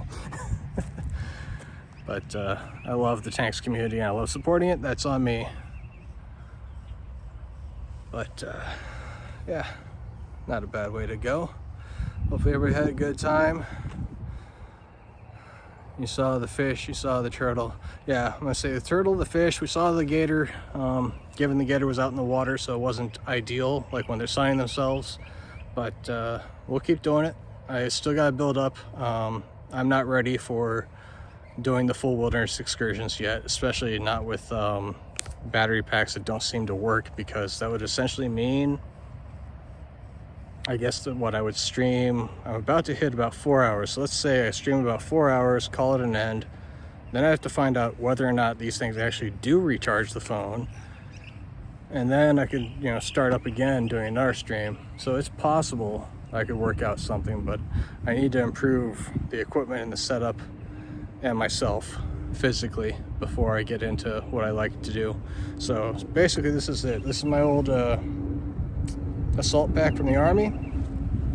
If you're wondering about the strap, I have to wear the strap because left clavicle was shortened about 37 millimeters to fit my shoulder back together. And every time I wear a pack, that strap comes off first. So this is gonna be, that's why I decided to wear it. And I put like the battery packs, the Gatorade, try to get used to having some weight on my back, build back up, and then we will get into full on like hiking out into Little Manatee River State Park is really close to here, so we'll go there for sure. And then we'll probably do Crystal Springs and some other parks. I've got a tent, and then that's what I'm trying to figure out, like, okay, what can we put in the bag? How heavy can I make the bag and still tolerate carrying it all around with me, as well as carrying all this in my hands while I'm doing it. So it's a process. This was test number 4. It looks, hey, my watermark. So I'm guessing my overlay works. That's fantastic. Last time I didn't see my overlay. So there's a step forward. And but yeah, it's been fun. And I'm definitely gonna have to mod. I'm gonna try to keep an eye on it. If anybody wants to volunteer, I don't know, send me a message on Discord or on Twitch. You know, I'll just give you mod status. Basically, the way I run things, I don't ban people. I just give them timeouts. I figure that's good enough. It deletes the message, and I'm pretty tolerant of what most people say. So, you know, even if they're trying to troll me or whatever, you know, fuck them. They don't understand. I'm Gen X. I don't get offended, motherfucker. The end of Gen X. I'll give it that. But it's one of those things where I've seen sort of the differences within people that are very close to my age, where I guess it sort of depends on like how we were raised and where we were raised, on whether or not I would call us Gen X or millennial, as I know some people would call me a millennial, but I think it all comes down to, because the definition I basically saw for millennials had more to do with having access to technology and stuff like that. Now, for an example, my ex, she's 6 months younger than me and raised in a different part of the US. She is an absolute device addict. Got the phone in her hand, got the tablet in her hand, got her laptop out, you know, always on something. Me, I got my phone always on silent, and I forget it half the time. So I see a very distinct difference. So, but yeah, I gotta do some modding of the people. Who's that? Oh, lol face. It is really hard to see this. That's the other thing I really gotta look at. I'm using, what's it called, Prism Live, and I really have to look into if there's like, I don't know, a dark setting. Let's see if I can, sorry about the finger in your face. View screen is full. I don't see anything for the chat. Chroma key, camera pro, remote control. Yeah, I'm gonna have to look at this, see if there's a better way for me to see chat, because when I'm in the sun, I can't see what you guys are saying like at all, and it kills me because I know people are asking things or talking, or hoping they are anyway.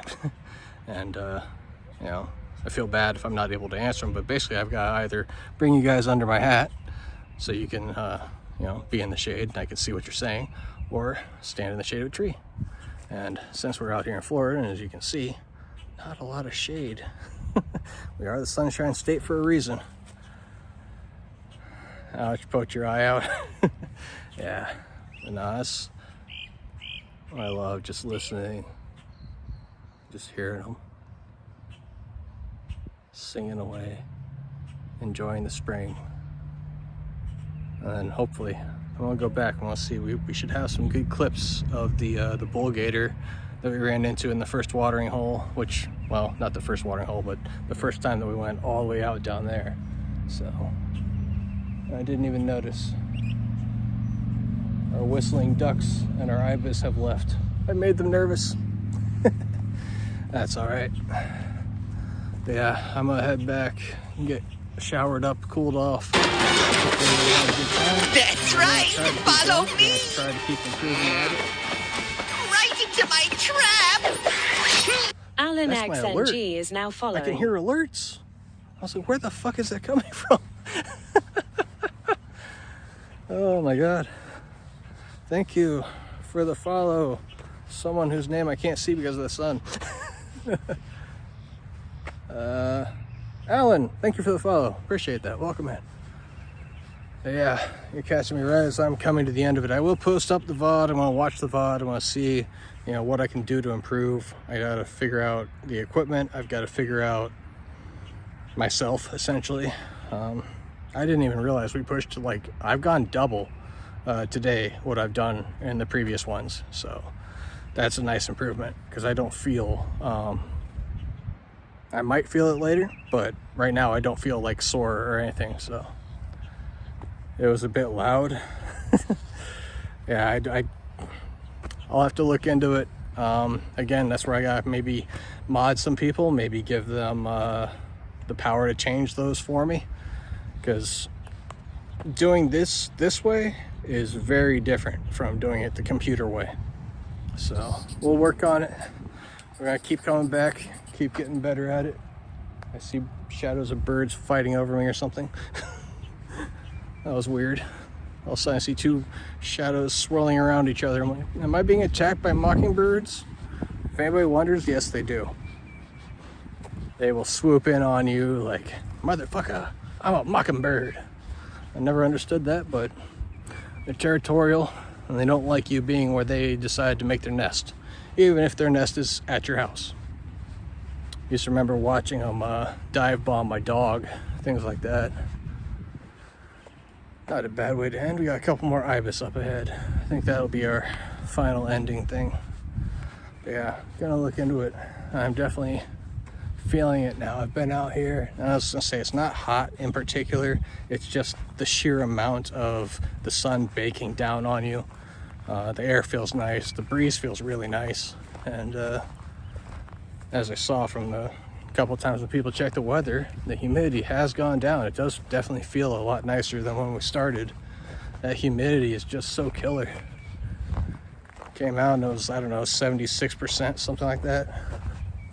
And last time somebody checked, I think it said it was like 50%. I'm like, yeah, we're dry. It's our spring. And I scared off the ibis. They're gonna go hide over in there in the shade. All right. But yeah, this is the opposite. This view of me is what you're probably going to see a lot less of, because to me the focus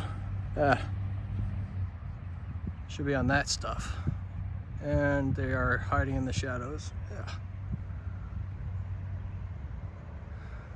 Pair of ibis. I did put on sunblock and everything, but I feel like I probably have pushed the sunblock limit, because it's only supposed to be good for like 2 hours and we've been out here for 4. So hopefully everybody had a good time, and they can be real a-holes. Yeah, that's the thing about a lot of wildlife. That's like the Sandhill Cranes. They're pretty, but they're stupid and they're assholes. Yeah. Nothing you can do about it. Just a big old bird that's gonna do what it's gonna do.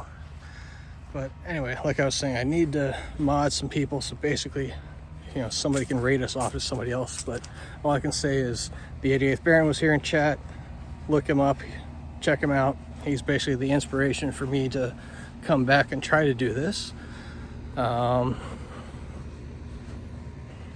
know, so he's going to take you around and show you the beautiful sights in Ireland, and I love his streams, so please go check him out. And we're going to find our way through the IRL community and hopefully find some more people to make friends, raid, stuff like that. And I'm going to cross. They're coming for me. It's a car and a bicycle person. Getting there a decent distance. But yeah, it's been fun. I was thinking about heading over to this other water hole real quick, because there's a slim chance of something being here. I was just, I don't know, kind of my goal, I think, is to maybe end with some wildlife if we can. Oh, that wounded Sandhill Crane was, I don't want to bother him or her. But yeah, if anybody's wondering, yes, Sandhill Crane is good. Called the Fish and Wildlife people, called a couple of the conservation people that deal with those birds. They're all like, as long as it can still fly, it's good. So I keep forgetting when it's facing me, up is down. All right. That's the other thing about learning to use the gimbal. We got a snowy egret. He'll fly away if I get close. I think we're just gonna call it in the shade. I don't see much of anything out here. I was kind of hoping there might be a pair of Sandhill Cranes, you know, because they usually go from hole to hole looking for fish, stuff like that. Why not end with the asshole birds in the back? Oh, nope, that's a blue heron. Saw a dark shape moving. I was like, ooh. But yeah. Bye-bye. Hopefully everybody had a good time. And I don't know, I'll do this the next time I feel up to it. And have a good one. Hopefully everybody had a good time. And go check out other IRL people. There's a lot of cool stuff. I'm not talking about the people who have this view on the whole time. I'm talking about the people who have this kind of view. Just my opinion. So far, that's what I found I like with IRL. I don't want to see the person. I want to see where they are, you know, stuff like that. So anyway, had a good time. I'm going to end. Bye-bye.